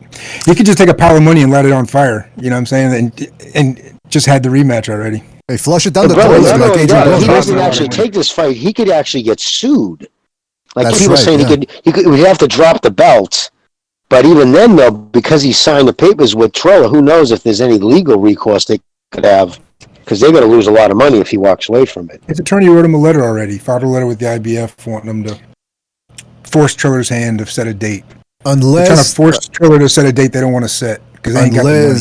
unless that attorney is Rayful Shapiro, I don't see it going very, very far. Now, listen, we were talking about the wife and all that. Donaire is the guy that a lot of people gave me heat for letting his wife essentially dictate him pulling out of that fight. Is that essentially how it happened? And what do you guys think about Donaire? What do you think about his wife's also his manager. Yeah, that's the thing. You know what I mean? Yeah, that's her job to do that, right? I mean, am I wrong? Isn't she the manager? Yeah, but that's what I'm saying. What do you guys think about wives getting involved in the whole boxing business? If she was my wife, I'd have an issue with it because she wasn't a boxer. But isn't his ex-wife like an Olympian boxer? I mean, she's been around the sport her whole life. So who knows her knowledge? It could be great. She did. Taekwondo, I think. Not she you. had Okay, the problem all right. with the fight happening because of excuses she made about how she's offended by the comments made by Casimero's manager, and how everyone's saying, "Danae, you can let your wife jeopardize a good fight." I think that's why everyone's upset. It was Sean Givens who kind of lost his mind. He said some pretty silly. Yeah, he did. Yeah, but you shouldn't let that get to you. Oh no! I didn't like the. Yeah, I thought she was. Yeah, exactly, bro. I thought the way she handled it wasn't right. But I don't know. I got my own personal issues with Sean Givens, anyway. Which are, come on, let's hear them. Well, I just don't like the way. When he was just an everyday fucking Sean Givens on Twitter, that dude would interact with everybody. I'm not even saying he didn't interact with me too much, but we did. But it was other people. After he got the gig there with Pacquiao, dude, forget it. He don't tweet you, talk to you unless you're a blue check mark. It's just some dudes to get a little fucking advancement, and they just instantly think there's somebody totally different. I take issue with that type of people. That's right. You know what? That's the reason I favor. Let me see. Who's this guy? Rigondeaux over Casimero, because Casimero, this is what he's doing. I think his bark is bigger than his bite. He's already acting like he's already reached the pinnacle, where he should have just remained quiet, taking that fight. If he really was about that smoke, taking the fight with Donai to beat the old man. Now you could talk a little smack. But he's talking a lot of smack, and he's largely improving. So that tells me that his confidence is just a little bit, it's just a little bit too, like he's acting a little more than what he could probably prove. In other words, that's what I'm thinking. I think that's his character. If you look back to all his fights, he's always boasting over his opponent, sticking out his tongue. I think that's just the way he is. Yeah, absolutely. That's gonna be a good fight, man. I can't wait for that fight. But he's wild, right? He's wild. We just gotta remember he's kind of wild, and the other guy's more tempered, especially since he don't got the legs now. He's older. He's got a straight, a good left cross. He's a little bit more tempered, and the other guy's more. He's more willing to make a fight out of it, but he's gonna probably get a little too wild. Am I crazy in saying that Rigondeaux has a very good chance, or actually might be favored in this fight based on the fact that Casimero is way too wild? Like Casimero is very open, especially when he throws his combination or does his shifting attack. He's very open, man. And I was gonna say that, man. If Rigondeaux being a very skilled counterpuncher, if his reflexes are still there, I mean, if he lands a nice straight left counter, he's gonna knock Casimero the fuck out, because Rigo could punch it at 122. That guy could hit hard. He just didn't let his hands go. Remember, he broke that Japanese kid's jaw, remember? He broke his entire face, man. Like, he broke his cheekbone, his jaw, everything. So Solani Tete, he caught one dude and knocked him out. I think it was like a record knockout, and like the fastest knockout. I don't know, something like that. He got lucky with that punch. So now Casimero beats that guy, and he's thinking, well, that guy scored a quick knockout, Solani Tete, and I knocked that guy out. It must mean that I'm that good. Nah, not really. You're gonna face a fucking counterpuncher that's gonna remain tempered. Now he's gonna probably catch you because you're just a little too overconfident. That's right. Another interesting thing about it, both guys can have quitting them, because Rigo quit against Loma. And if you watch the Methylane, is that how you say it? Casimero kind of quit in that fight. So it would be interesting to see what happens when the pressure is on. You know what? That's a good I quit first. Yeah, I'd forgotten about the Lomachenko fight. It's true. He didn't even take that much punishment. It was just a mental fucking. And he said, you know what? With that Cuban accent of his, I want out of here. I want out of here. And he left. But you know what? Well, think about it, brother. He was dominating everybody his whole life. Exactly. Probably lost a handful of rounds to not only start losing, but he saw what Lomachenko was doing to him. He knew he was doing shit to make him look silly, dancing around him and stuff. Well, by the way, But Jackson. don't you guys remember Rigo was going to break Loma's jaw? Yeah, that's the thing. Yeah, back then it was a 50-50 fight. In fact, Dude, you kidding me? Going into that fight, there was something. Remember for 2 years, Loma's ducking him. Loma wants nothing to do with Rigondeaux. We heard that from the time he fucking stopped. From the time he beat Russell. It was, let's see what he does against Rigondeaux. Then suddenly Rigondeaux became a cherry pick. It's like, what? Wait a minute. And you know what? The size didn't really have anything to do with it because, again, he didn't bully Rigondeaux in the ring. He just nothing. He just danced around him. Exactly. Yeah. But in regards to the Rigondeaux punching power, let's not forget either, too, what he did to Donito Donaire.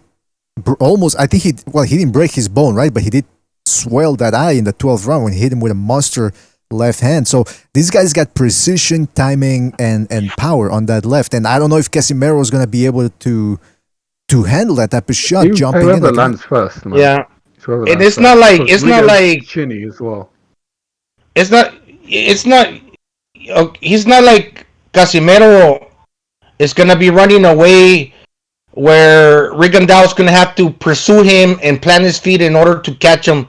No, Casimero's coming to you. It's like a full head-on collision, like two cars. The accident becomes greater when you got two forces coming in.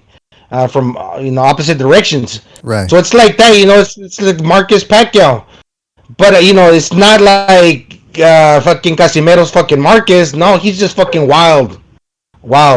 Exactly, that's a good point. He's already doing Rigondeaux's job for him, or half of it, by jumping like a maniac. Now it's up to Rigondeaux to put those punches together. But again, Rigondeaux's mentality a little shaky for me. Now that I remember that he quit against Lomachenko and remember that fight he had against Farinas, or what was the guy's name? He fought some Filipino dude on the undercard of Canelo and stunk the joint out, barely threw a combination in there, just danced around against the guy that came in at the last minute. He's like, oh man. Right. So that's the guy we're banking on to beat Casimero. I mean, listen, he's got the skills to do it. And the power. Casimero has quitting him as well. Go. That's true. BJ, yeah. If you have time, go watch the Methylene fight. I will. Kind of give up. I will. Methylene was quality though. I was a little bit too old, but definitely a quality. Methylene beat what's the name? The Nubian guy we were talking about. Tete. He beat Tete too, right? Knocked him out, I think. I think so.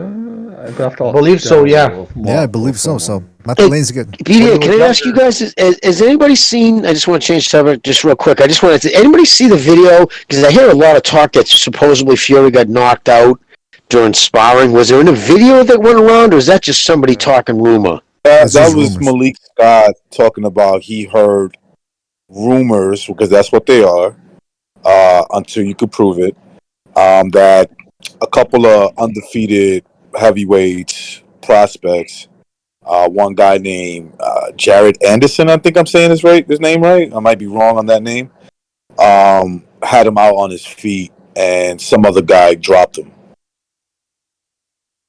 Yeah, so that's so pretty people much. get dropped a lot in training camp. Get knocked out is totally different too. I mean, well, it's like Fury. Yeah, he can get. He probably doesn't have the greatest chin, and he's kind of vulnerable. If he gets lazy in sparring, he's probably gonna get hurt, because what he banks on is his large size, his length. When he's fighting and puts it together, man, he can keep you at bay, and he can box you. Or you're gonna have a hard time closing the distance on him. But if you're sparring and you get lazy, where he's not using his length to the fullest of his capabilities, yeah, he's gonna get caught. That's why when he got lazy against, when he got when he got lazy against Wilder in the 12th round, he had a little moment there where he got caught slipping and he got knocked down. That's why sparring is different than fighting. Yeah. Let's be honest, the young man. Tyson Fury was like not dedicated. It's probably like a 400-pound whale coming off the couch, and you just hit him on the chin, and he just goes down. You know. Let's be honest, man. To a certain demographic, Tyson Fury can do no right. He just can't do no. He can't do anything good in the world. I mean, if Tyson Fury ran into a building and saved a bunch of people in a fire, they'll be saying, "Oh, look, he only saved 2 black people. Why didn't he save 4? He's a racist." Yeah, but they'll pick on him no matter what. To me, Tyson Fury already did. If that was the only thing he did, it's good enough for me. Yeah, but listen, if he runs into a burning building, he'd probably try to steal something. So I wouldn't trust him either, man. But yeah, it's true. Listen, the whole heavyweight scene right now, it's a little disappointing until the fights happen. Tyson Fury is not a guy that you want to hedge your bets on. He seems unreliable, mentally unstable. And by the way, he'll save them from the burning building, but he'll steal all your shit. Exactly, yeah. Like in the Gangs of New York, when the cops the firemen go into the building, they just rob everything. Listen, how many of you guys believe that Tyson Fury's shtick about him being mentally ill and all that is a bit of a put on? Meaning he's kind of faking a little bit. Does anyone believe that? I believe he's confusing. Personally, I believe he was confusing.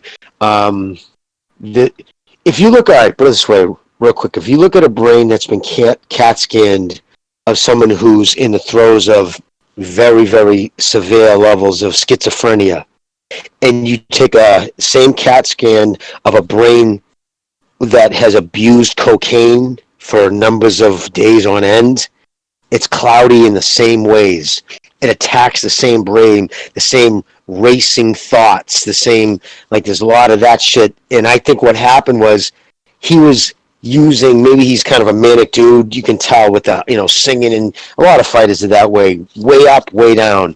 Now you combine that with the self-medicating, and I think what he took was the side effects of heavy drinking and drug abuse and conflated that with mental disease.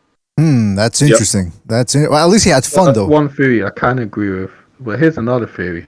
You remember when he was caught by UCAD for, was it nandrolone or something? Yep. And then he takes a break, so that could have been the reason why he took 2 years hiatus. Yep. That's a good point, like but he did retroactive suspension. Yeah. He got suspended, yeah.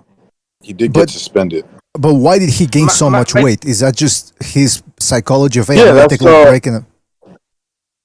Yeah, that's drinking beer. Drinking beer, eating.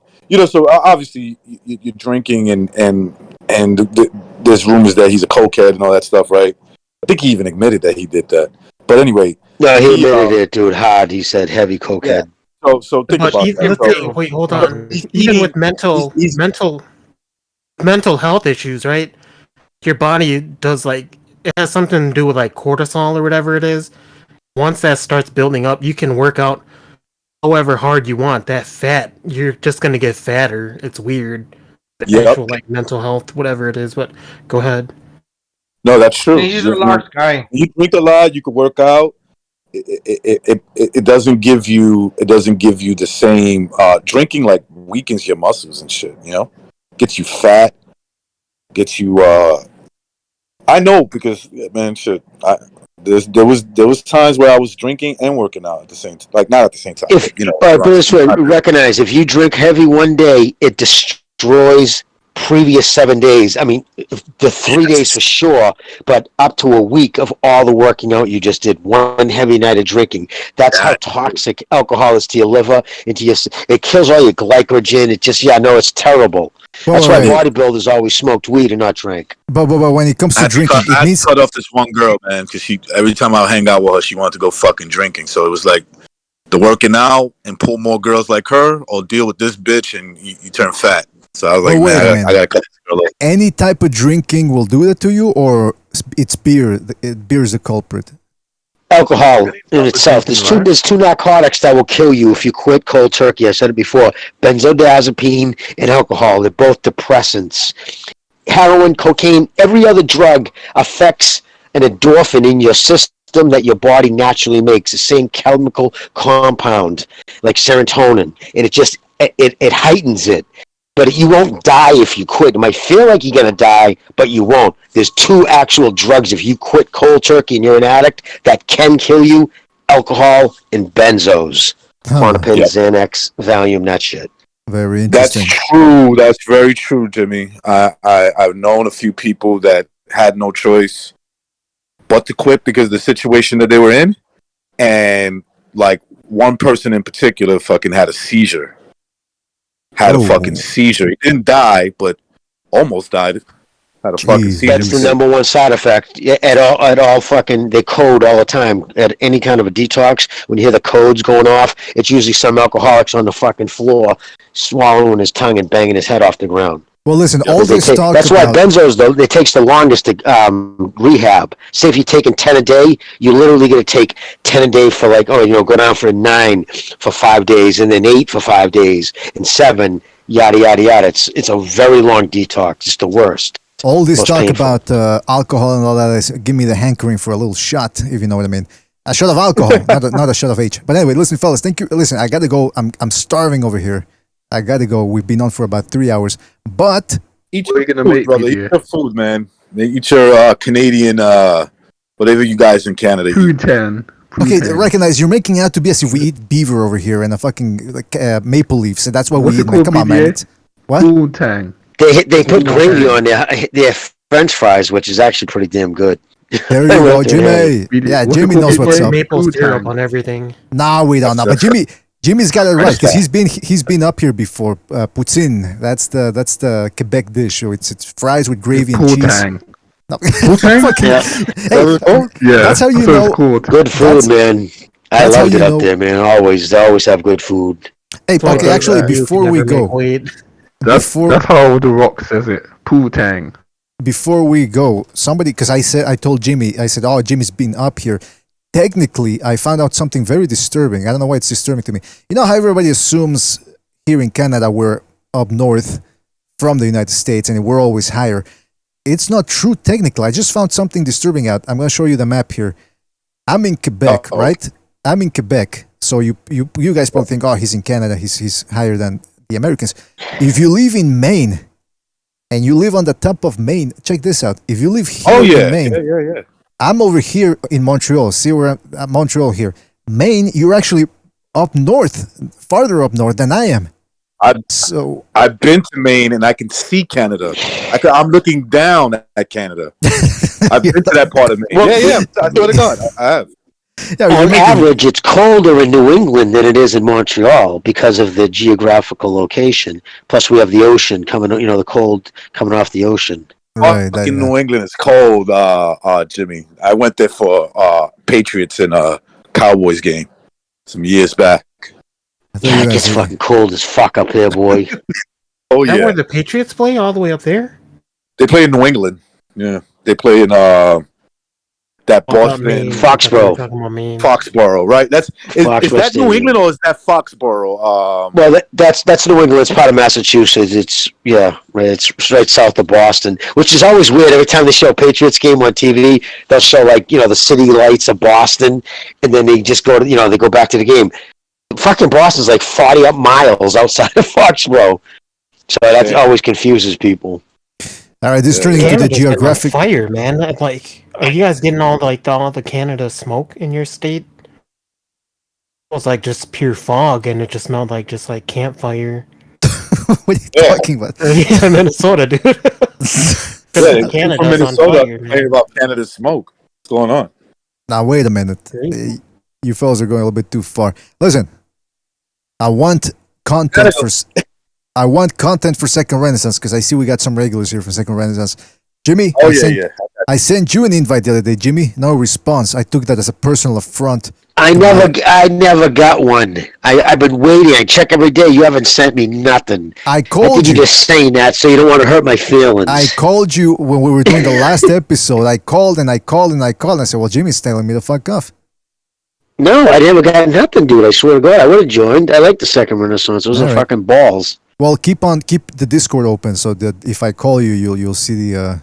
What day was this? What day did this happen? When was this, fellas? Was this Monday, I believe. A couple of days ago.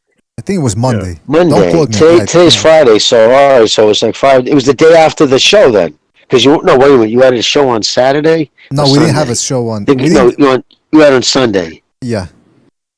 So you did next. We Okay, didn't so do. you Sorry, did the we next didn't. day. We haven't done a boxing show since last Friday. So we did a second Renaissance on Monday. Oh wow, you're really slacking, huh? Weak. Well, I mean, come on, man. There's nothing going on. I'm Hey, just Conor fucking Ben. with you, dude. Conor Ben versus Granados, which looked like it was going to be a good fight. Whoops! All of a sudden, the COVID, and nope, that's off the table. So, we got nothing Hey, until. well, I'm gonna give you my girl's number, dude. So next time, say if you can't get a hold of me for some reason, I don't know what the fuck's going on. I'll give you her number too. That way, if you just call, it'll just ring her. But you call through Discord, right? That's right. That's what I'm saying. Yeah. Yeah. So yeah, okay. All right, Hey, BDA. Yeah. BDA. Yeah. Hey, man. What? Doesn't it seem to you? I want your opinion, real fast. Doesn't it seem to you that Pacquiao's being a little irresponsible with the COVID, having all those people around every day, day in, day out? I know why. Because he knows his maybe he got the vaccine. It's high enough in his own politics to know what the deal is. Oh, bullshit, nigga. Bullshit. Bullshit. Yeah, I was gonna reiterate Recognized's point. He knows what's up, man. He doesn't get. You think he's gonna let the COVID stop him? Come on. You know. Yeah, he knows, man. All right, listen. Gotta go. Thank you guys for joining us. Really appreciate it. Fight Scout, Recognized, Jimmy, Guerrero de la Info, Gonzalo, Apology Man. Pete was here as well. L-Dog. Who else am I missing? Who else dropped by that I'm forgetting? Well, King Bucho was here, but Bucho was here, yeah. All the callers, really appreciate it. Everybody who donated the super chat, I'm talking about Michael Poe, Chris K. Shout out to you fellas for the contributions. And we'll be back as more boxing goes along. I got a couple of gimmick shows planned, meaning shows centered around clips. We're going to revisit the whole Lomachenko-Lopez fight. I think it's time for that. And that's about it, fellas. Thank you for joining us. Really appreciate it. Gotta run. Don't forget to hit the like on the way out. Hit the subscribe if you haven't done so already.